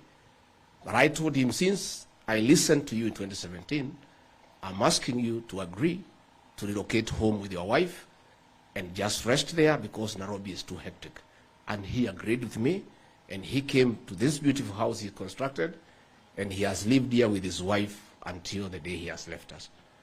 And therefore, it is important that the next family head, before my late father died, because I was by his bedside, he left me with instructions, which I have always carried out, on the succession plan of the leadership of this family. And he instructed then that James Reriani was to become the head after him. And in the instance that James Reriani passes on, the next man on the line is Johnson Kevara Gachagua. So Johnson, by the powers conferred to me by my late father, you are now the head of this family. Please take care of us, keep us united the way James has done, listen to us, call us all the time, and put us together. And for the family, we do what the late Gachagua Nahashon told us. The word of Kipara from today is law in this family. Ile tu kitu tarekebisha moja tu, Johnson, usiongee kizungu mingi kwa hii watu hata kama ni wakili. Upunguze kidogo. Then the other one nataka uangalie, when there are family issues, usiweke budget ikuwe juu sana, because sometimes unaweka unasema miscellaneous ni 30-40%. Ukipunguza hiyo tutakaa mzuri. The rest utafanya mzuri na tutakuunga mkono and will support you for this family. Finally, our children, the children of James and our other children, let me thank you. Because, you know, I've been struggling for a long time. My late father gave me the responsibility of mobilizing this family and organizing it at the age of 17. I've done it for the last 40 years. And I did ask you to come of age and start arranging this family. And when I asked you to arrange and organize this funeral, and I kept away in Nairobi, I'm so happy with you people that I came early this morning at 6 to find an organized funeral by our young children. I want to thank you. And I want to say that in our own family succession management, the responsibility of organizing family functions, be it weddings, be it dowry, be it birthday, now rests in your heart. I have seen you have organized very well. Before I give you the final authority, I'll just wait to see how you feed the people who are here, because feeding people is very important. Once I see you have fed them well, I'm sure now you have come of age. Where our children, simameni ni muone, wale watoto wetu, our cousins, our nephews, the other ones, the nephews, the cousins, where are they? The nieces, all the ones who are organizing. Asanteni sana. You people now have come of age. Take the mantle and lead this family, and you allow us to go and serve the nation and take care of the family issue. Kaeni chini, nimeshukuru sana. Your Excellency, finally. Sisi watu hapa hatuna maneno mingi hata kidogo. This family of Gachagua is an honorable family. There is something that we cannot stand in this family. Betrayal. We don't betray our friends. We don't. And we'll never betray our friends. We always stand by people who stand with us. When things were very difficult for me, somebody challenged me. Why are you backing William Ruto and he's not your brother? Si wachana na hii mtu ya huko.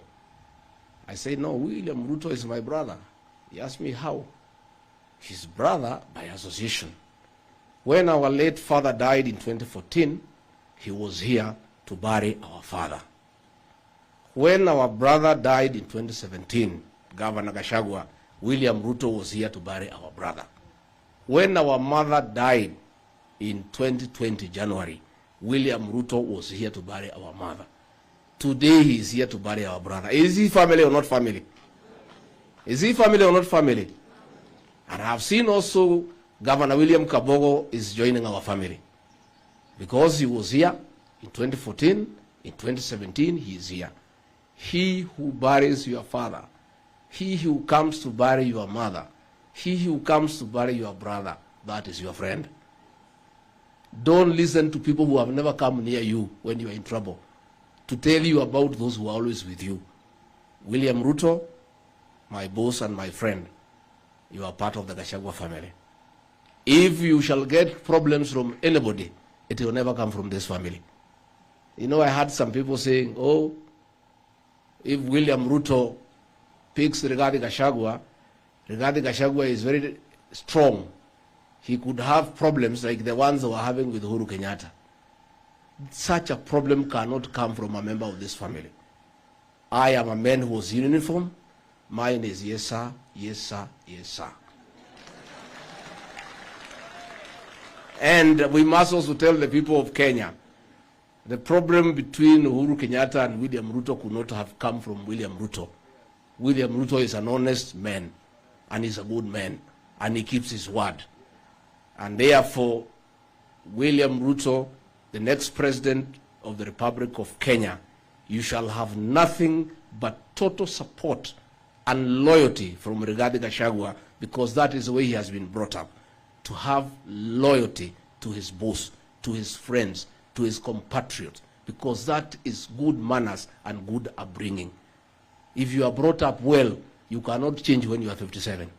You keep up to the way you are brought up. And I want to say one thing. Watu ya Rogoro simuko hapa. Taka tukubaliane kitu kimoja, tusifanye makosa. Unajua mimi ni mtu ya hapa. I come from here. And this is my home. I was born here. My father gave me land 7 kilometers from here. I always come here on foot. And Francisca, I'll be coming to see you. Yeah? Ukitaka tuende tukae na wewe Nairobi kiasi until cool down, niko tayari. I'll take care of you the way I've taken care of your husband. Don't worry, my sister. Yeah? Other than the companionship of your husband, the rest will take care. We will. Hiyo tutakuchunga mama, because you have been such a wonderful woman. Yeah? The children of James, please, even those who are in Australia, get time to come and see your mother. Martin, I depend on you. Between me and you and Pastor Dorcas and the others, tumtembelee mama mpaka atulie, because they have been so close with James that situation is going to be disturbing to her for some time. But we'll be there to support you. Mimi nataka kuongea na watu ya Ruto. Wapi mheshimiwa Karanja? Come here, please. I want to talk to you, Your Excellency, if you allow me. This Ruguru was like a desert. It was a neglected place. Since I was elected member of parliament, and these men, a good men of the PCA church, kuja tu, modu wakune yo?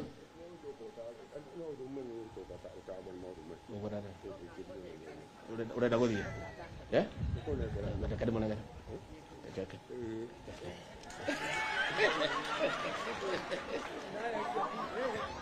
Anasema ni mpange mapema, kuna bahari anaenda.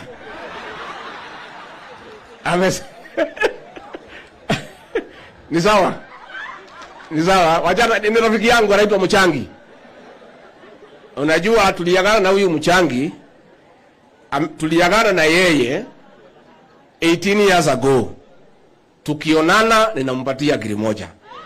Sasa ameniambia amengoja kutoka saa 4 na kuna bahari anataka kwenda. Ameshindwa kugojea. Na ni sawa, si ni sawa? Ide modo wakaitu ko yaria. Todo ukimwona inyarere la 11 ndira yedre muno. Huyu jamaa tukishikana na yeye na gavana wetu, barabara zote za Ruguru tumeweka mara, mkweli ama uongo? Hakuna familia iko na shida hata moja hajaenda. He is there, all the children amesomesha. Mimi nasikia vijana mnaanza kuongea maneno sijui nini. Tafadhali, the people of Ruguru, I want to guide you. Na mimi ni mtu hapa, lakini uamuzi ni wenu. If you make a mistake and you play around with the leadership of this ward, mkipata shida msilaumu mimi. Nimesikia mimi nimepewa kazi Nairobi. Simepewa kazi Nairobi. Sasa hapa tumewacha nani? Tuatika huko. Ithi wetu yoka ameshiothe. Kuria kwina murimu. Kwina machakaya. Kwina mwana rathomithio. Riu Rigathi wa Gachagua tondu ya heo wira ni Ruto ri. Angithie mucoke muti oyo ri. Muririragira u. Ate muririragira u. Bas. Riu twi hamwe. Nie ndamwira guku ni mucie. Nie ne nyonete utongoria uria ukoretwo guku. Nie ndona utongoria ta wa Karanja. Na ndamwira ndi mwana wanyu. Ndi mundu mutikehingice, mutikaheo ndeto itari na kureire, mute muthuri uyu uria mutite, muhitanie. Mugaka kunjanya Nairobi, ndiye mugaragathire kumuga kunjanya. Ogo mwe na Jamergo. Etwari hau. Etwari withania. Hemodo na kiuria. Atimia mwekuo. Athuri mwekuo. Anake mwekuo. Ayua na kene nywe ndi wamwena maundu maingi. Ati murenda ndi umwe wanyu, tekende mwire. No ego no umwe wanyu. No ndungi murokera gwake wina thina ri, mumenyera muguikara ikara Karanja. Andu ane magukobanga. Ndikwenda kuingirira uhoro wa ciama. No nie ndi mutongoria wa UDA. Kandi ndi mutongoria wa UDA. Riu tondira hairwo wira ni njamba eno ri. Guku no tuke tumutukanie. No tumutukanie. Tondu riu William Ruto ni araheire wira ndimuteithie ri. Ndingikorwo nginya mucie ndingihota kubanga UDA thurwo ri. Ndingikorwo ndi mundu wa tha cigana. Mwalimu uyu witwa Kahiga ni arutite wira. Ni arutite wira uyu. Ni arutete wira? Ni mukurora? Haya. Seneta witu witu wa Matingari ni mumuwi? Ni mukurora? Ni mukurora? Mutimio gwitwo mukami wa mashinani. Ndimwire huyu mama mukami, saa ile wanaume wote waliogopa wakatoroka, ndio tulibaki wanaume wawili, mimi na mukami, wengine wote wakatoroka. Even if you don't want to vote for mukami for any other reason, umpigie kura kwa kuwa msimamo na kuwa mwanaume kamili. Nimukorora? Finally, si mimi nimeenda Nairobi, nimukwivagora muguikara guku riu?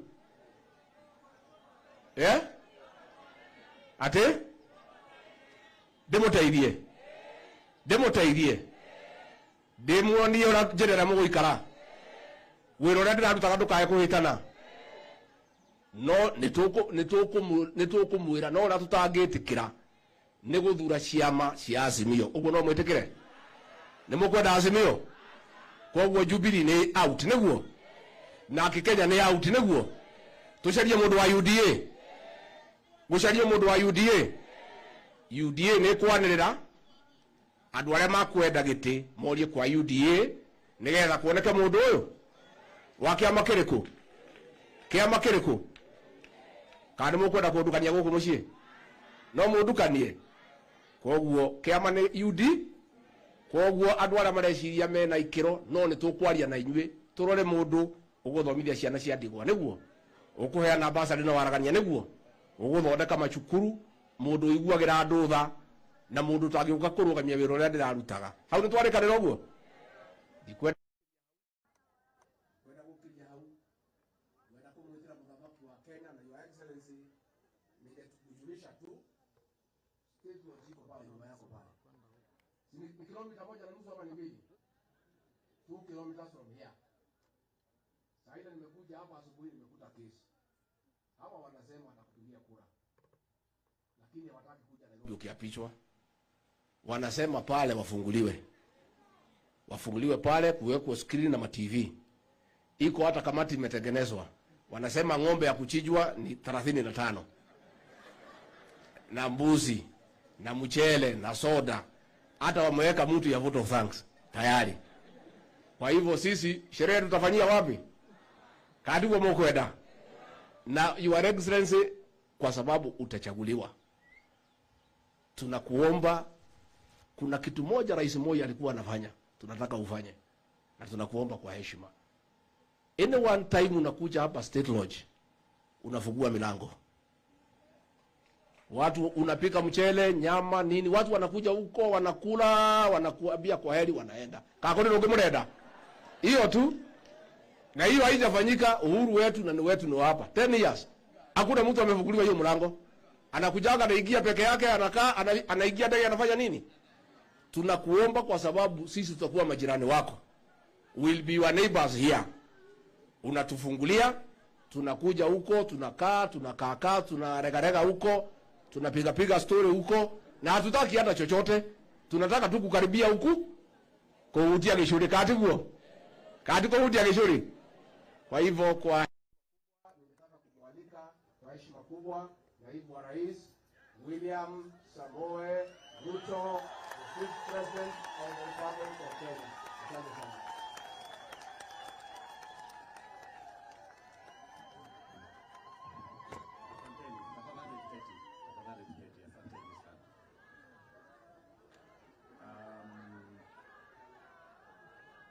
Asanteni, tunaweka kesi chini. Thank you very much.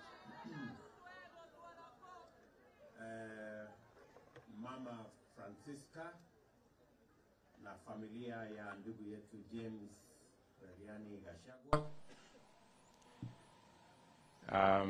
Ndugu zetu viongozi wa kanisa mlio hapa, viongozi wote wenzangu, wananchi wa hapa Mathira,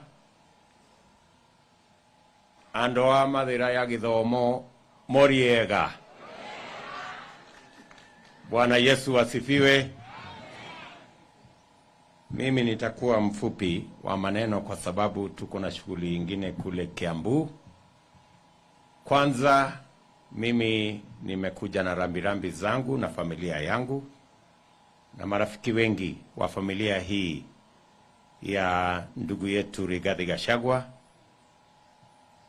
Risala za pole kwa ndugu yetu James ambaye ametuacha na ametutangulia. Poleni sana Mama Francisca na watoto wako and the entire Gachagua family for the loss of this great man. Mimi nataka niseme ya kwamba huyu muungwana ametuacha ni mtu ambaye alikuwa mshirika wetu wa karibu sana. Sehemu hii ya Nyeri, kupitia kwa familia ya Gachagua, tumekuwa na marafiki wengi. Marafiki tuliofanya kazi na wao, marafiki tulioshiriki uongozi pamoja na wao. Na leo tumekuja hapa kumsindikiza huyu Mkenya mwenzetu na kulete faraja katika familia hii, tukiwaambia Mama Francisca na watoto wako na familia hii na watu wa hapa Mathira, poleni sana. Mungu aliyetupa huyu kiongozi James pia tunamuomba ili awafariji na zibe ile pengo imewekwa kwa kumpoteza huyu shujaa, kiongozi, baba wenu na mmoja wetu kama wananchi wa taifa letu la Kenya. Nataka niseme pia kazi aliyoifanya ya kulea familia.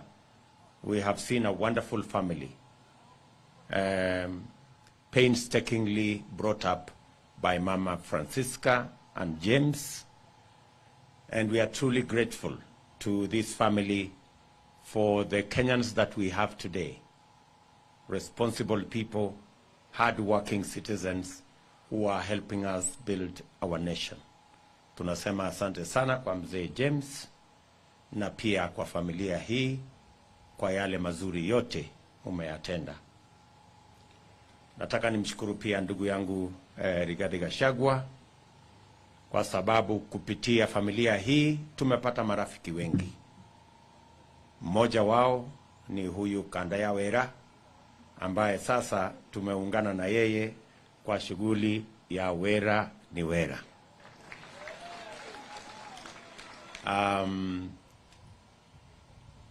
Ningependa kusema kwa kifupi ya kwamba yale mazuri James amefanya as the elder son of this family, mentoring others.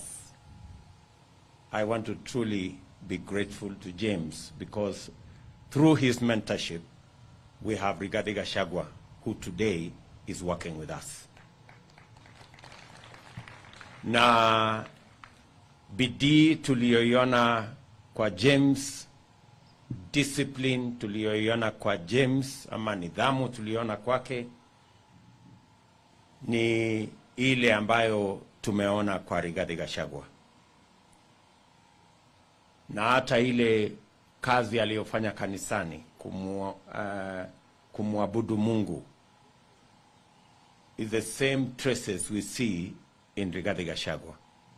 And as a team of Kenya Kwanza, yale yaliyotufanya tukakubaliana sisi wote ni kwamba Rigathi Gachagua atakuwa deputy captain wetu ni mambo mawili muhimu.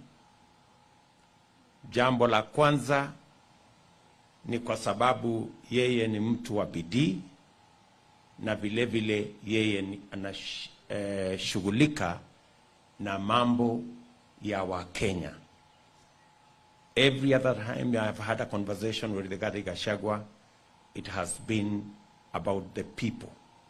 If we are not discussing GMR, we are discussing how to improve the lot of ordinary business people. And the second most important thing that gave us the opportunity to make the decision for Rigathi Gachagua is because we all believe that we can do all we can, but without God, it won't go very far. In Rigathi Gachagua, we have a God-fearing man, and we also have a prayer warrior in Mama Dorcas. So tunashukuru sana, na mimi nataka niwahakikishie watu wa Nyeri ya kwamba vile tulikubaliana na vile mulisikia sisi tukisema, Kenya hii yetu inataka wafanyikazi, na huyu Kanda ya Wera ni mtu mfanyikazi, na mimi nataka niwahakikishie tutafanya kazi pamoja na yeye, na tutahakikisha ya kwamba kama team ya Kenya Kwanza, na tuko wengi, tutafanya mambo mawili ya muhimu. Tutabadilisha uchumi wa taifa letu la Kenya iwe ni uchumi ambayo inawashirikisha Wakenya wote. Na jambo la pili, tutaunganisha taifa letu la Kenya, Wakenya wote tuwajumuishe katika shughuli ya kupeleka taifa letu mbele, so that we can unify our country behind the success and the prosperity that we have in our nation. And therefore, as we are in Mathira today, I want to assure our team, the Kenya Kwanza team, and assure the people of Kenya that the Kenya Kwanza team will be focused on ensuring that no Kenyan is left behind. And I want also to assure the people of Mathira, Nyeri, and the people of Kenya that Rigathi Gachagua is a very strong personality. And I am at home, and I was looking for a very strong personality, because matters Kenya require men and women who are not fickle, people who cannot escape from responsibility, people who cannot run away from challenges, people who can stand up to any challenge and any problem and work out a solution. And that is why in Kenya Kwanza we are building a strong, formidable team so that we can tackle the challenges of our nation. And in Rigathi Gachagua, we have a very strong deputy captain.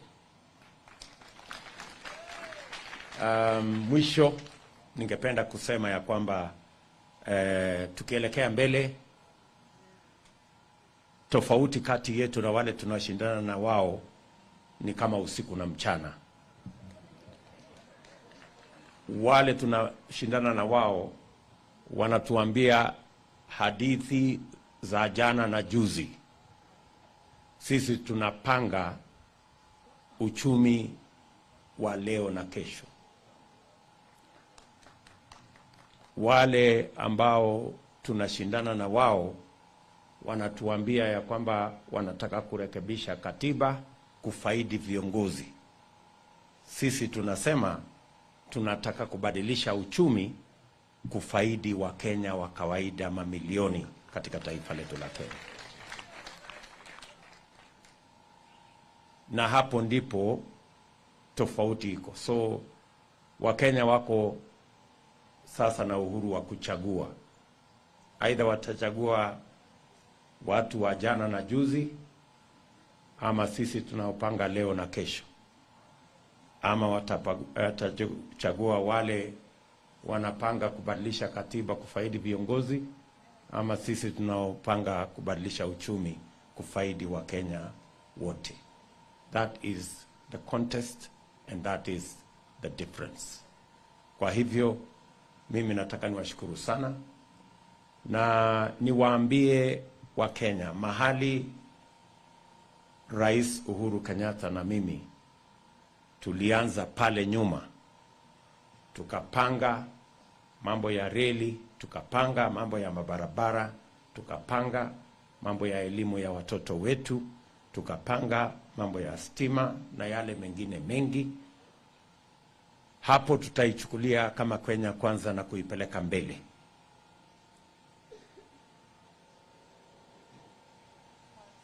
Mambo ambayo yaliturudisha nyuma kidogo ni utapeli na udanganyifu katika uongozi. Wale waliovuruga rais wetu wa tatu Mwai Kibaki ndio wale walivuruga NASA, na ndio wale wamekuja wakatapeli sisi katika Jubilee. Chama yetu ikaharibika, mpango wetu wa Big Four ikaharibika, na ndio wale wamevuruga kina Musalia na Wetangula, na ni wale wamevuruga hata mpaka na Kalonzo jana. Na ndio mimi ninasema ya kwamba haiwezekani kuongea mambo ya umoja wa taifa la Kenya tukiwa tunazungumza pia mambo ya utapeli na udanganyifu katika uongozi. It is not possible to discuss the unity of our nation alongside deceit and conmanship in our leadership.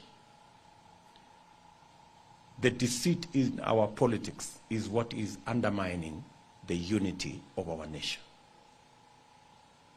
And that is why on the 9th of August, the people of Kenya must reject deceit and must reject deception so that we can free our country and move our country into the future united and prosperous. Hiyo ndio tunataka tushirikiane pamoja, na mimi nataka niwahakikishie hii team ambayo mnaiona hapa, tuko na team kubwa, na bado kuna watu wengi wanakuja kuungana na hii team, kwa sababu wengi wameanza kugundua yale tuliona pale mbeleni. Mumeona hivi juzi kina Mutua kutoka Maendeleo Chapchap wameungana na sisi, kina Kingi kutoka PA wameungana na sisi, na kuna wengine wengi ambao wako barabarani, kwa sababu sote tunataka kuunganisha taifa la Kenya. Wananchi kutoka pembe zote tuunganishe taifa letu la Kenya, tupange maendeleo ya taifa letu la Kenya, na tuunganishe hata na vijana wetu ili tuwe na taifa ambayo sisi wote tunaweza kujivunia kuwa wa Kenya. Kwa hivyo nataka niwahakikishie ya kwamba tutatembea hiyo barabara pamoja. Tutakuwa na uchaguzi ambao utakuwa ni uchaguzi wa amani, kwa sababu sisi tunaamini ya kwamba wenye usemi ni wananchi wa taifa letu la Kenya, na yale Mungu amepanga hakuna binadamu anaweza kupangua. Kwa hivyo I want to request our clergy to continue to pray for our country, to continue to pray for all the leaders, so that we can unite this country and move together. Asanteni sana, tunawatakia baraka ya Mungu. Thank you.